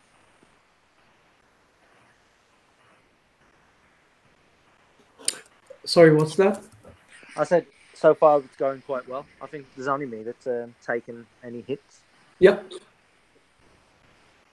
Well, they don't seem to be that hardy. Hardy, not hearty. Yeah, just but a scratch. Okay, so you guys hear a little bit of a roar of some kind, almost bestial in nature. You can all give me a perception check at disadvantage because of the heavy rain. No, 10. Right, 6 on the die. Just post it in the side one, but except for Kevin. Yeah. Okay, no. Sterling doesn't see anything. Sterling is more concerned about the elves that just got burnt by Yeah, oil. he's busy like doing his magey stuff. So Kevin, you got a 10? A 10, yeah. Okay. And Panan, what did you get for perception? So D20 plus your perception modifier. Okay, Vilmo sees something. That was with disadvantage. You got a 19? Yeah, I got a 16 first, and then I got a 19. So it's 16 plus 3. Oh, so Helena, you roll twice and take the lower number, and then add your perception modifier or wisdom modifier if you don't have perception. I have 13. Okay.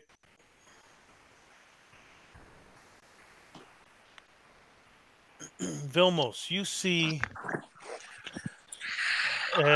First, it was hard to make out, but you see a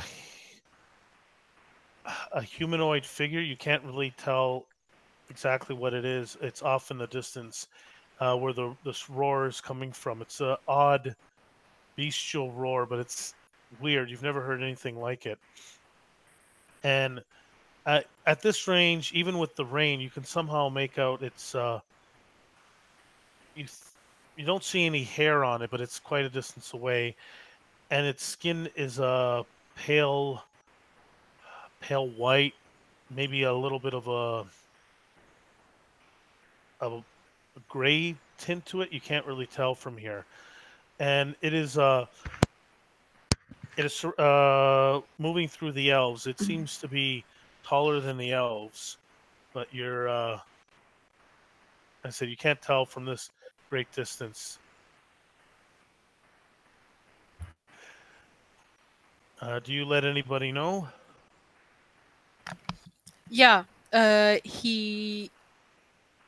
What was the female Patience. Ordist's name again? Sergeant Patience Turner. Oh, the Ordist.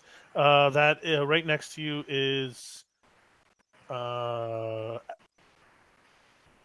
on. It's Abatha. Okay. He pokes her on the shoulder, and then he points towards the ominous figure. Says, "There's something over there." She looks over there, and there's a look on her face, and if you weren't worried before, the look on her face, her jaw drops, her eyes open, but then she smiles and says, "Things just got a lot more fun." But you seem worried about how she said that.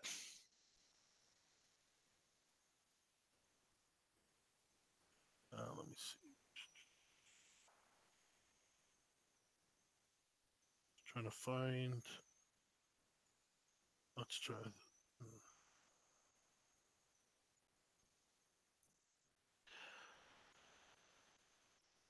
She actually shouts down and lets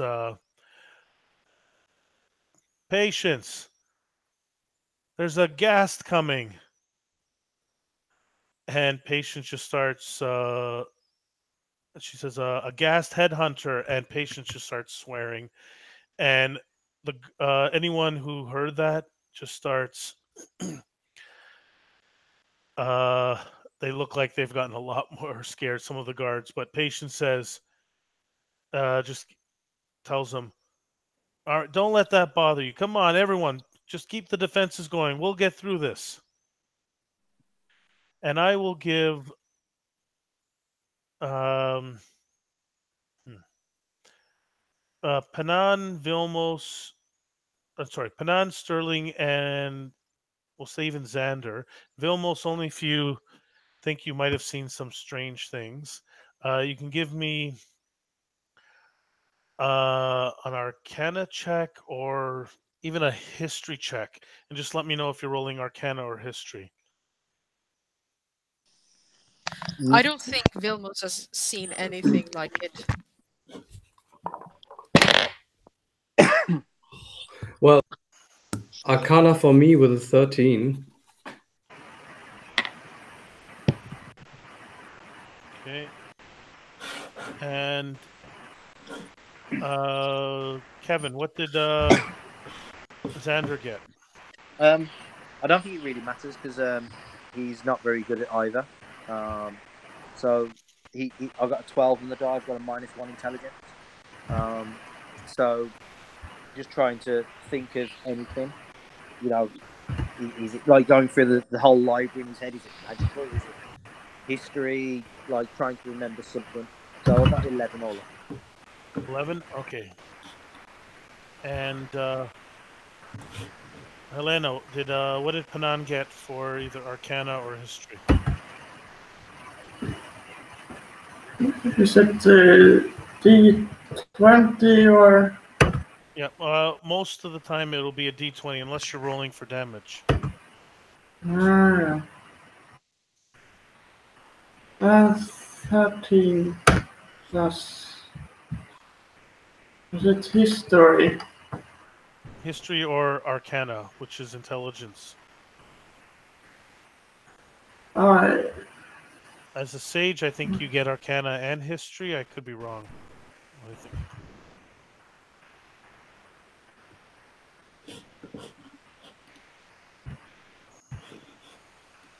you think? 18. Okay. I actually have both Arcana and history. um, so you've heard of a ghast headhunter. It is essentially an elf that has been corrupted by the Gloam, and it grows a lot bigger than the elves, and it is it's a lot worse. If you had to fight between a regular elf and a ghast, you'd want to fight a regular elf. These things are very deadly, and they don't. What's a little weird, they don't have eyes. Instead of eyes, they have two other mouths where their eyes should be. So they got one large uh, mouth and then two little ones. And it also has, they are hairless albino creatures, and they also have large claws that you don't want to get hit by. They do. They're very deadly, and despite all of the corruption, they still, and their size, they are very good at sneaking around, and they also have a little bit of magic as well. If they weren't deadly enough, they also can cast magic. Now, did you want to tell anyone that? Anyone, at least who's next to you, either Sterling or Xander, or it's too busy right now. You don't have time to tell them.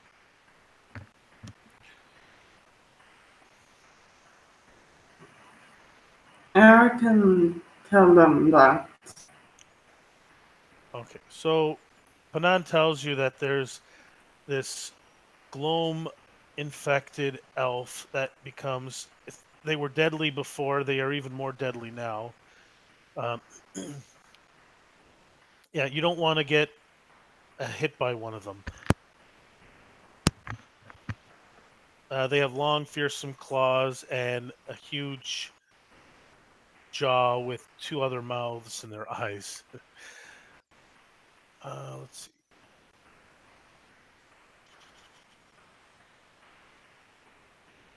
All right, I think that was everybody. Xander, you're up. So I think I've still got 2 elves in front of me. Yes. Okay. Unless something major happens, you're always going to have elves within melee range of you. Yeah. So does a 10 hit? No. Yeah, I didn't think it does. So my scimitar comes across and takes the first one across the chest, doing 9 points of damage to the first one, and then that's the one that stabbed me with his little knife, and then once that one's dead, I stab out at the other one, but I miss. It just dodges out the way in time. It kind of lunges back, so I miss with my short sword. Okay.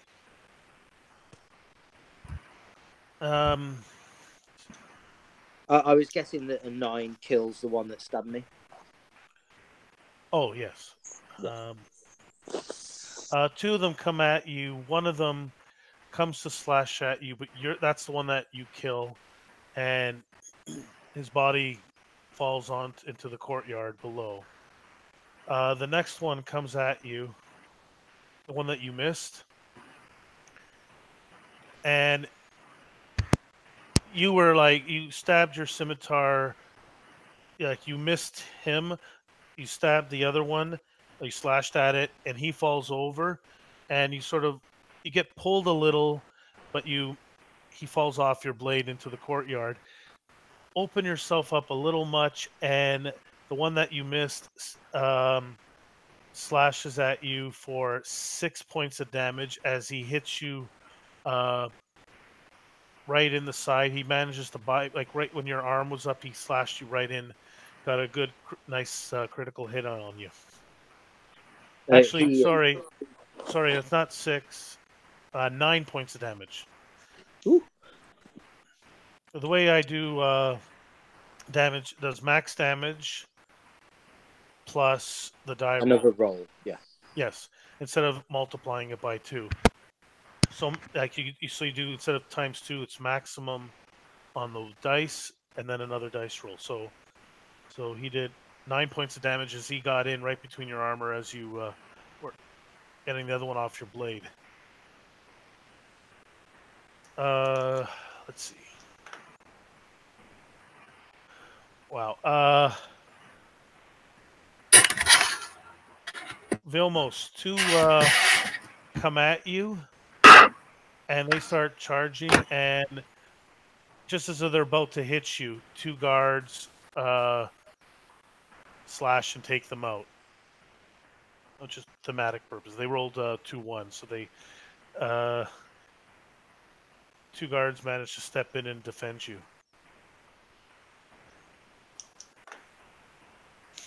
And Sterling, what is Sterling's AC? It's 14 due to my mage armor. 2 of them come at you. One of them misses, and one of them hits you for 3 as he stabs you. Gets past your mage armor. But it does not reduce my health because I have my arcane ward up with 3 points left. Okay, and 2 of them attack Abatha, but she is surprisingly deft on her feet, and she moves out of the way. All right. Panan, it's your turn now. So you know this creature is coming. You can try to look for it now, but and try to attack it if you want, or you could try to attack the elves that are closer. I can attack the elves that are closer with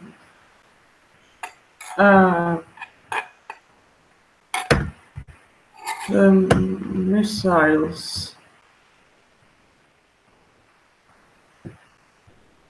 Magic missile. Yeah.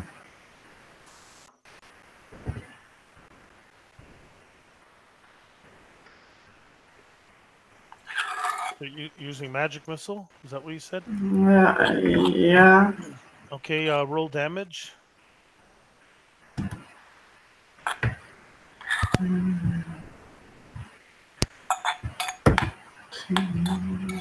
8.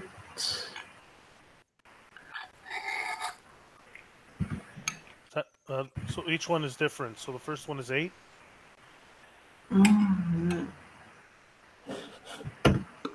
One.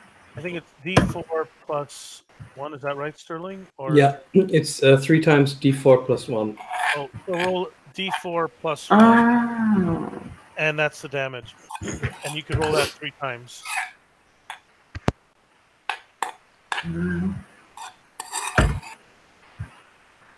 Yeah.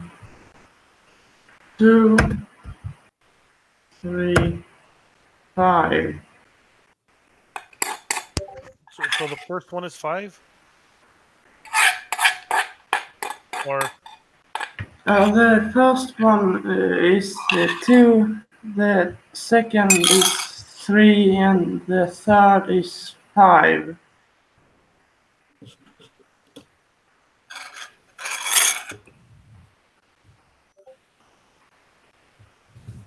okay.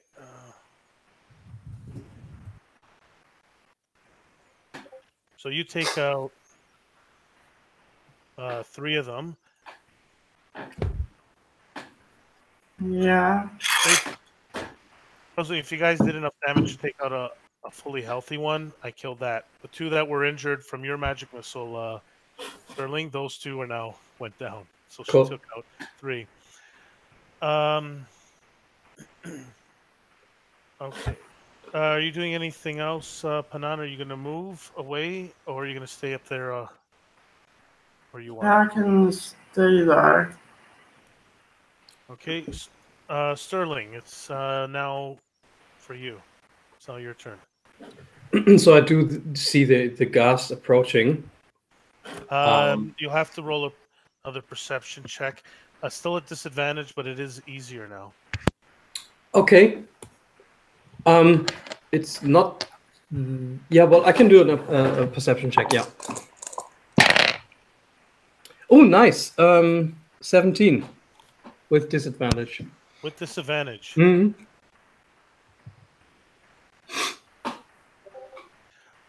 You can make it out now. It is probably about 7 or 8 feet tall. Albino. You think it's hairless, but you can't. Like, it doesn't have any hair. The elves have some hair, but this one doesn't. And you think you can make out 2 grinning mouths where his eyes should be, plus the big giant grin on its main teeth. Mm-hmm. How far away is it? You thinking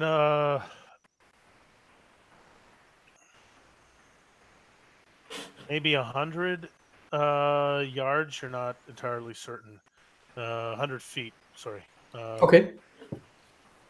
Well, I was previously busy just casting my stuff left and right, and then out of the corner of my eye, I see this huge hulking figure approaching the gates, and I sort of do a double take, and then I'll say, "Damn those abominations!" and I will be casting Scorching Ray, which is 3 rays of fire. Individually, I need to roll an attack roll. So Oh. First one is an 8 to hit. Second one is a 15. Yes. A 15. And the third one is, oh, thank God, 22 to hit. Okay, so you hit twice. Yeah, cool. So the first one does 6 points of damage, and the second one, 3 points of damage. Yeah. Anyway. Okay, so describe it. You haven't killed it, but you could describe your attack. Yeah. So I channel more energy for a more powerful attack, obviously, because it's a second level spell, and I sort of use my whole body to gather the energy and then release it through my hands. And 3 distinct fiery rays erupt from my palms, and one of them probably misses or it is deflected, and the other 2 will hit it square in the chest. As you see, you flies into your 2 of the blast, and the third one goes wild. It's taken some damage. It's scorching a bit, but it goes out, especially in the rain. It goes out pretty quickly. But, Yeah. You can still see little black marks on its otherwise grayish white skin. Mhm. And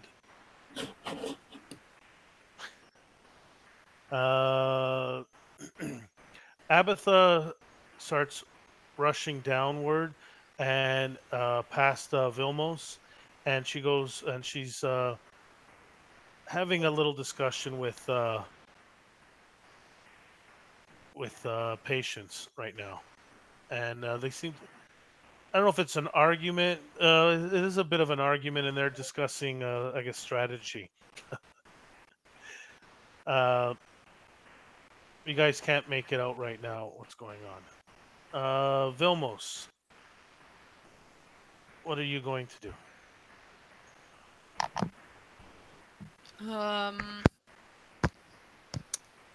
So,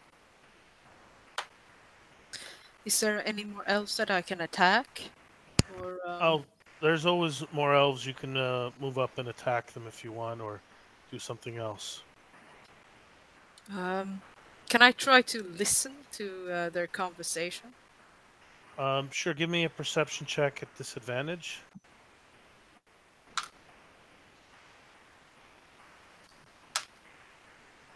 That's an 8. The rain and the wind is a bit strong right now. You can't make out. You can just hear them arguing over what should be done, and maybe they're talking about how to take down this ghast. Okay. I guess can I just attack some elves? If you want to, yep, you can attack some elves. Yeah. I'll do a stabby stab with my knives. Knifey daggers. Okay. 10. That just misses one of them. You want the second one? Natural 20. Okay. So here is how you'll do it. Now, what is your... So you're doing D4 damage plus... Is it 2D6? No. 1d6. Okay, so 6. If I have, yeah. A sneak So attack. so 10 damage. And I'll roll your damage normally. D4 plus D6. And yeah, you don't get a deck. You don't get extra damage from your dex mod. So roll D4 plus D6 and add 10.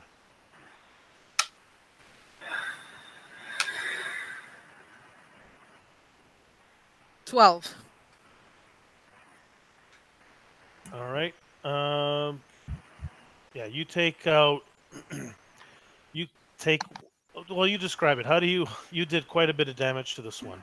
So how do you describe? How do you want to kill it? So I kind of tackle it, and I just jab both of my daggers into the chest of the elf, both at the same time, and then I just kick it off, so it falls down while my daggers just stand still.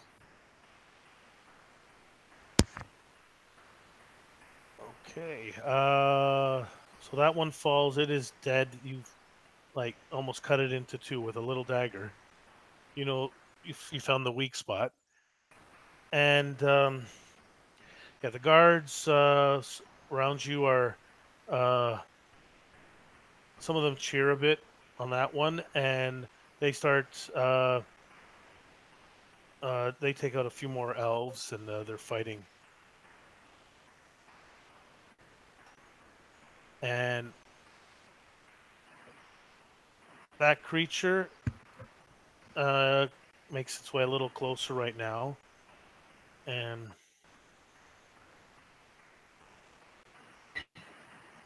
it's almost to the front gates. And Xander, it's your turn. Okay, so would I be able to kill the one that's by me that's just critically hit me, and then try and get down to the front gate to reinforce that if possible? Sure, you could do that. Okay. So yeah, I'll. Does a 13 hit? It does. Oh, okay. So I slash it with a scimitar, which does 9 points of damage to start off with, and then the short sword comes stabbing in at one as I start running down the stairs, to get off the battlements to reinforce the front gate, waiting for this big monstrosity, and do another 7 points of damage to one as I go running past. Okay, so as you're running towards the stairs down, you can take out two of them as you're just passing by them, Yeah. and you can make it to the gates. Did you want? Is there anything else you're going to do? I'm gonna not be on the front line at the gate. I'm gonna just be in reserve at this moment in time, waiting. Because I need to heal up a little bit first. Maybe try and do it where no one's looking if I can. Actually, Abatha is down there, Hmm. and are you?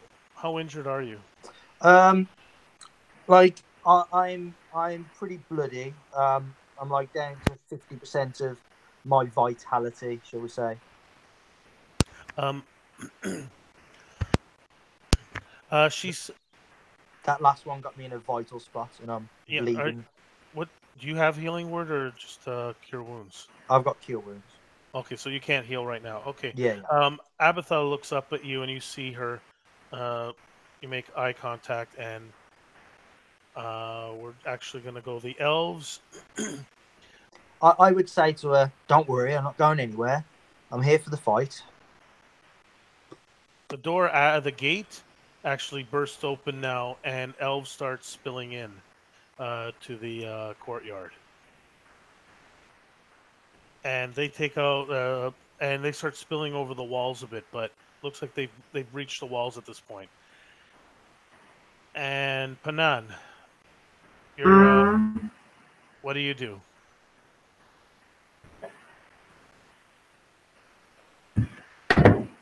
What happened? So there's a bunch of elves climbing up near you, and then down in the courtyard there's some more coming in.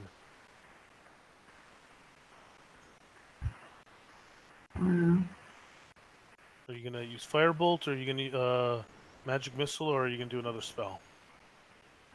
I can use magic missile. Okay.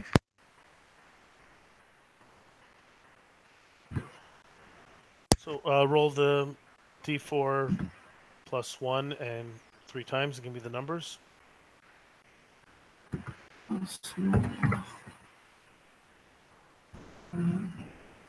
The first one is 3, the second one is 4, the third one 3. Okay. 2. 3, 4, 2.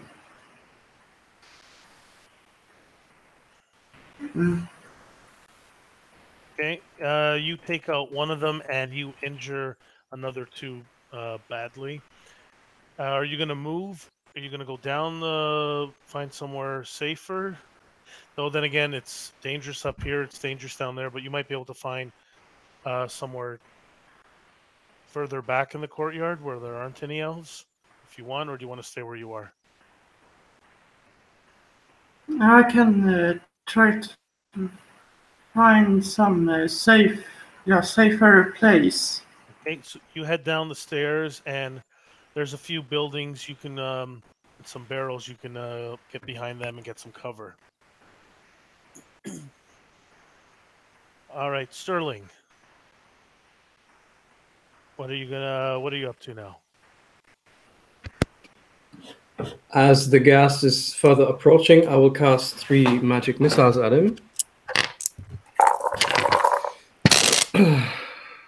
And, oh, well, that's 3 2, so 9 points of damage in overall. So Sterling was a bit taken aback that the ghast did hold up quite well to my first assault, and now unleashes a bit more moderate magic on him, or it. And same amount of damage from the magic missiles and the scorching ray. Oh, really? Yeah. Well, I rolled really badly on the scorching ray. Anyway, yeah, that's my turn. Yeah, your 3 blasts of magic just home in on the ghast and hit it. You think it's taken damage, but it's still charging towards the gate. Okay. Let's see. So Abatha, she runs over to Xander and says, "You know what? Use some of your magic. Heal yourself up. We can, and then focus all your attacks on that creature over there." And she points at the gas, which looks like it's going to be here any moment. Why do you think I'm down here? I'm ready to meet it. Actually, she says, "You know what? I learned a few tricks." And she bandages up your wounds with some salves. And what's a healing potion do again? D4 plus 4? Yeah, I think so. How much are you down? I think, is it 2d4 plus 4? Yes, it is. It's 2d4 plus 4. Okay. I'm down 14. I'm exactly halfway.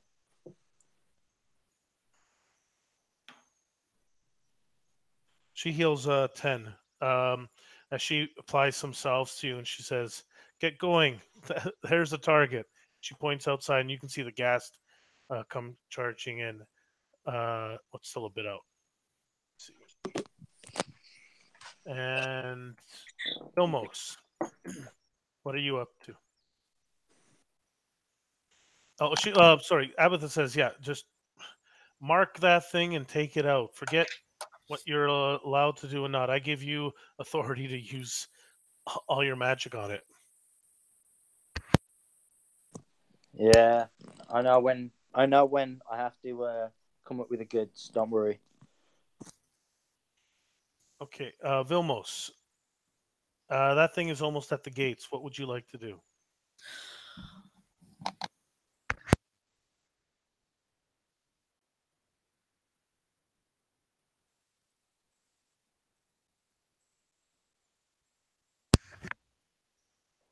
You there?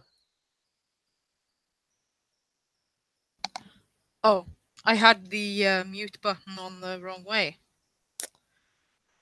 You can hear me now, right? Yes. What are you Yep. going to do? I just said, well, to myself, that I want to pull up my gun and shoot at the big thing. Okay, so you could, so you have both your daggers out. So you drop one of them. Actually, you have to drop both. Load up your gun and fire. Go ahead. Yes.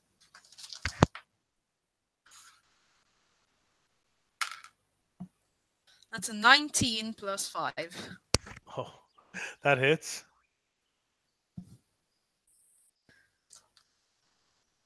You won't get sneak attack, but you'll just get your straight up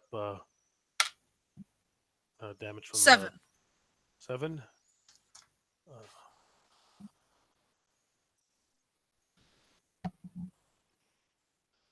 Okay.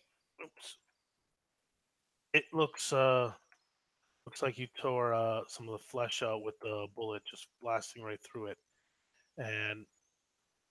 but it's still coming for the door, for the gate, and it's yeah, it takes an action to reload. Just to remind you. Are you doing anything else? Are you going to move somewhere? Are you going to run down, or just stay up there on the top? I'm gonna stay there.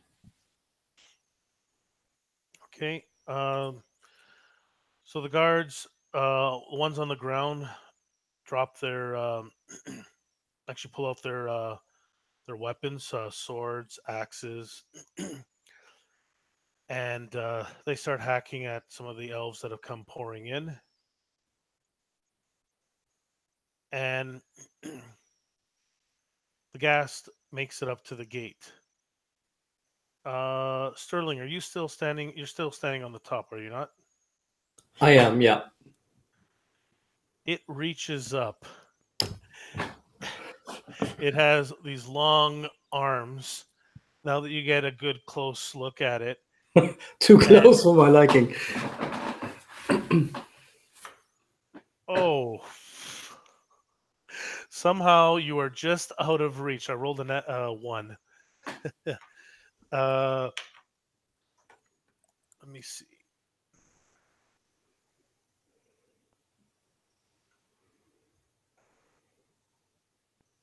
Yeah, it tries to reach up and grab you, but yeah, you just are just out of reach.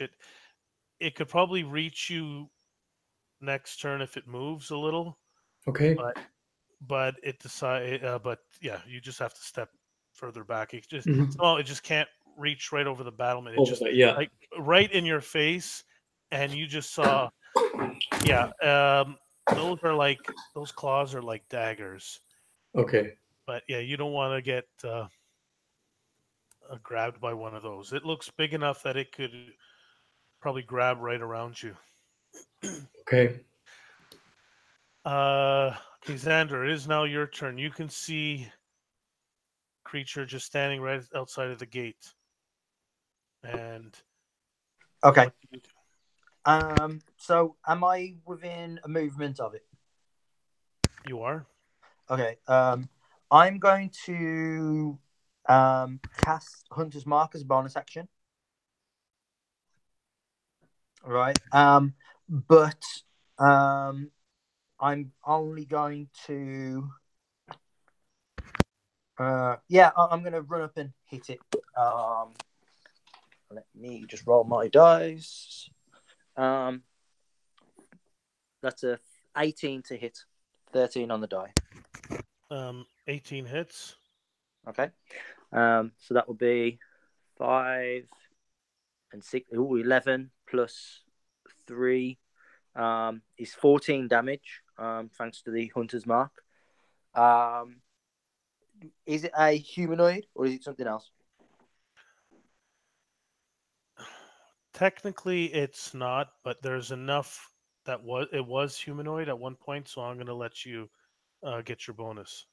Okay, so that's 16 damage all up then, as I come almost full, like, I reach out and whisper to it. No, I'll probably call out to it, and I'm focusing, concentrating as I'm charging at this thing. And again, that same familiar kind of glow seems to emanate through its body. I can almost see its like skeletal structure, and so I can see its weak points, its bits where like a vein is throbbing, an artery is like throbbing, and that's what I'm aiming for. So I will go rushing in, charging in, one quick slice with the scimitar on one of these weak points, as the hunter's mark helps and kicks in. Okay. As you see, it's taking a lot of damage, and it its head it was standing taller than the door, but you see it crouch down and stare right at you. And I say in its language, because I guess I know a little bit of its language or something. You have Elven? Yeah, I believe so. Because it as part of like, if that's something that I fought a lot against, then it makes sense for me to have Elven as a language. Probably Elven and Dwarven and Common would be my 3 languages, I guess. I think yeah. So yeah, your background doesn't give you a language, does it? I know you. No, so the ranger you get a language in human. Human and ranger, and yeah, okay. And five enemy does as well. So right. So 3. So you don't know if it understands Elven. You're not even entirely certain it is Elven, but you see some features that are Elven-like, and with the hunter's mark, you manage to pinpoint the stuff, but you know that they're Elven, they're together, so maybe it speaks Elven. So you hit it with which weapon again? The scimitar, slashing. So you slash into it, and yeah, it. Oh yeah, so you actually run out past a few of the elves, and it looks down at you. It doesn't look too happy. I was like, "Come on, you ugly bastard," or something like that. Okay.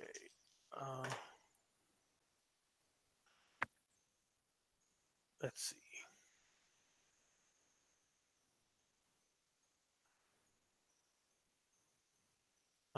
Sterling takes 6 points of damage as 2 elves that have made it over the wall just cut into you. Okay. So 3 and 3. Yeah. If that makes a difference.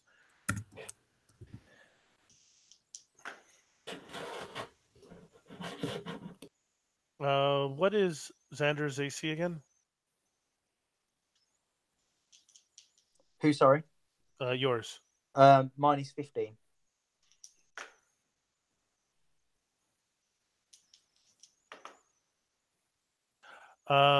They all start trying to reach over each other, trying to stab you with their blades. And 2 manage to get into you for 6 damage total. They get around your armor. Okay. And then they come in and they're slashing at some of the guards fall and as well at this point as they came through. But now Panan, then Sterling. So Panan, you're hiding behind a barrel that's right next to a building there, but you got a clear shot at lots of elves and the gassed headhunter.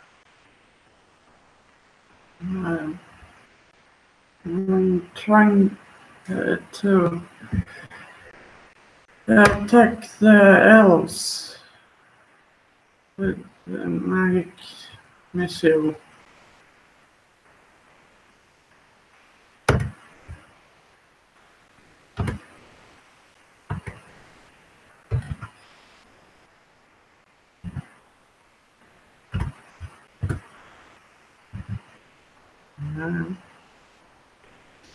The first is 5 seconds, 3, the third 2. Okay, so what were the numbers again?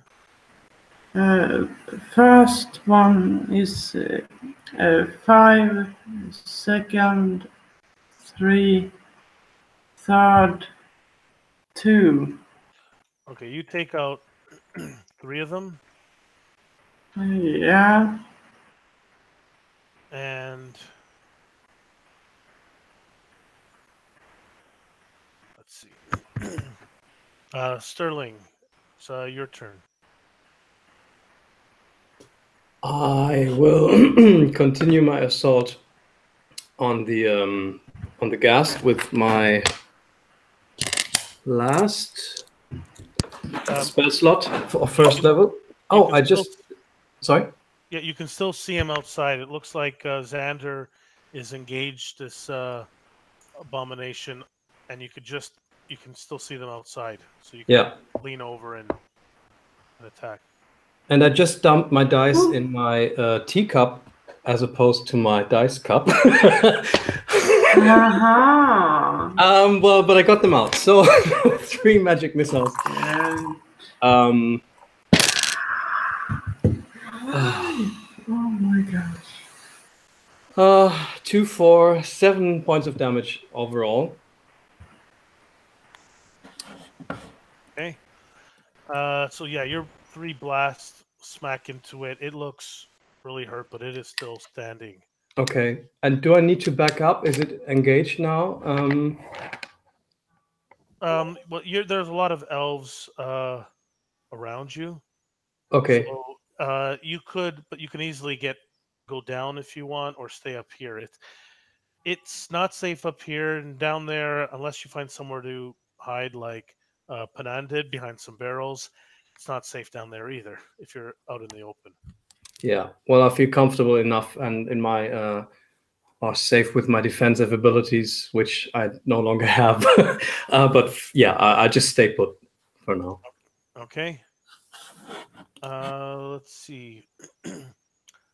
Abatha comes out and there are so many elves, she can't, but they're so congested, mixed in with guards, that she uh, pulls out. She has 2 pistols. She pulls them out and starts firing. And she takes out one of the. She starts firing and starts taking out an elf. An elf falls down. Vilmos, it's your turn. If you're still up there, you can still see the creature outside. If not, you can run down if you wanted to. Okay.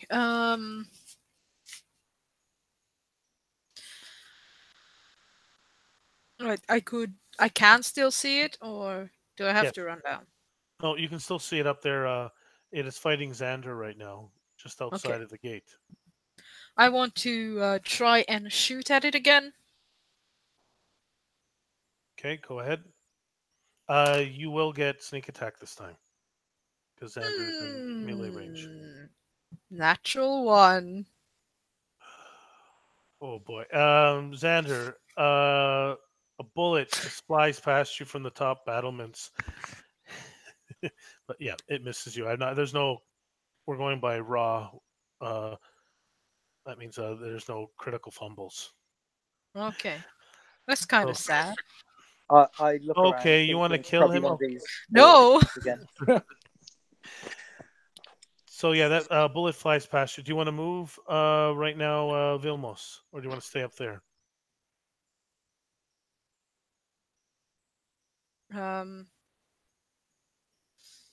I think I want to move. I don't want to accidentally hit anyone. So you want to go back down?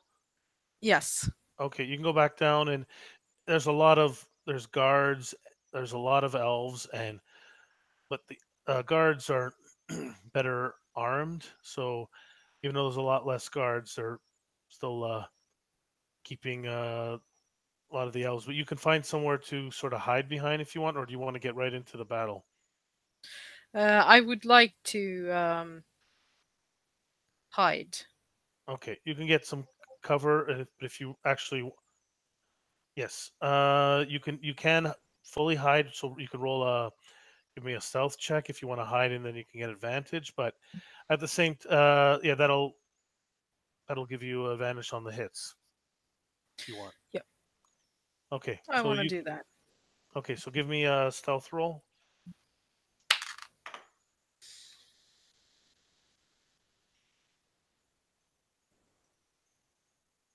Ah, that's an 8. Okay. So yeah, the guards are fighting. They're pushing back some of the elves, and the ghast It looks down at you, Xander.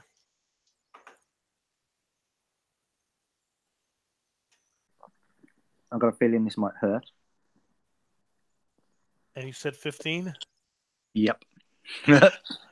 I rolled a 15. It slashes down. It does 11 points of damage.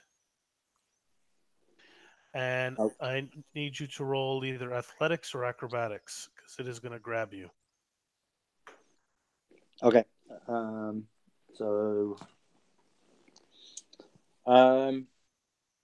I think acrobatics, we've got a +3 for that. 14.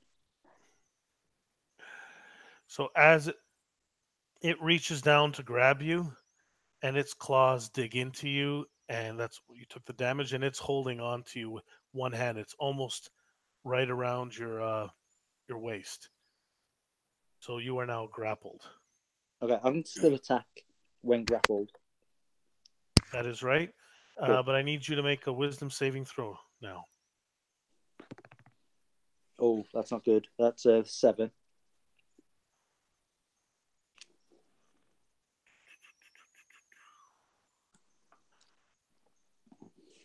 You take... let's see.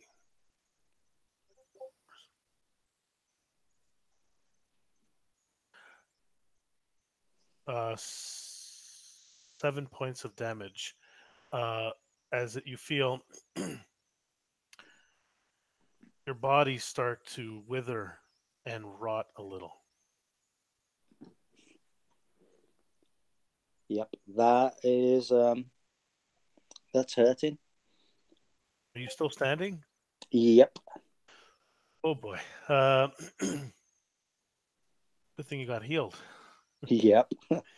So yeah, you get this sickness as it grabs onto you and you start withering away where the claws have entered into your body a bit. Now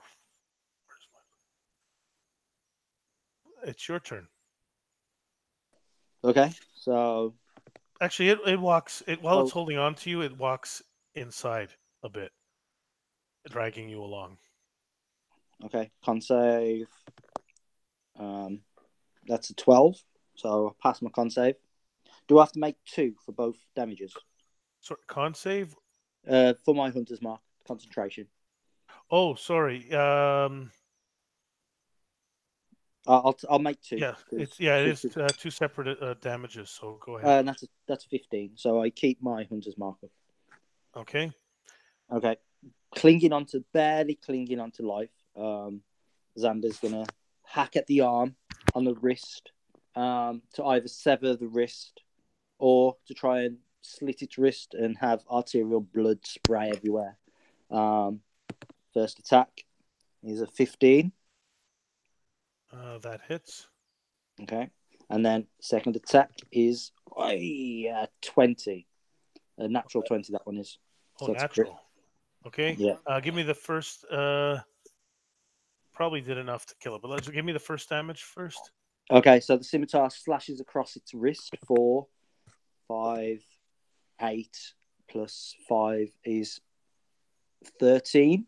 Yeah, 13 damage on the first slash across its wrist as I take its hand off. All right.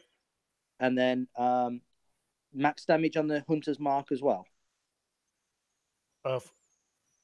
Well, for the crit it is, yeah. Yeah, okay, so that will be... And then you roll the damage again, all the dice, yeah. Yeah, so that will be 12 plus 5 is 17 plus another 5, 22 plus 4, 26 damage on that critical hit. As I cut its arm off, and then as I land on the floor, I jump into the air, like thrusting up with the short sword in its throat, trying to stab it straight through its jugular. All right, tell me how... Describe the red. You killed it. Yeah, so again, it's got me around the body, and I can feel this like energy just being dragged out of me.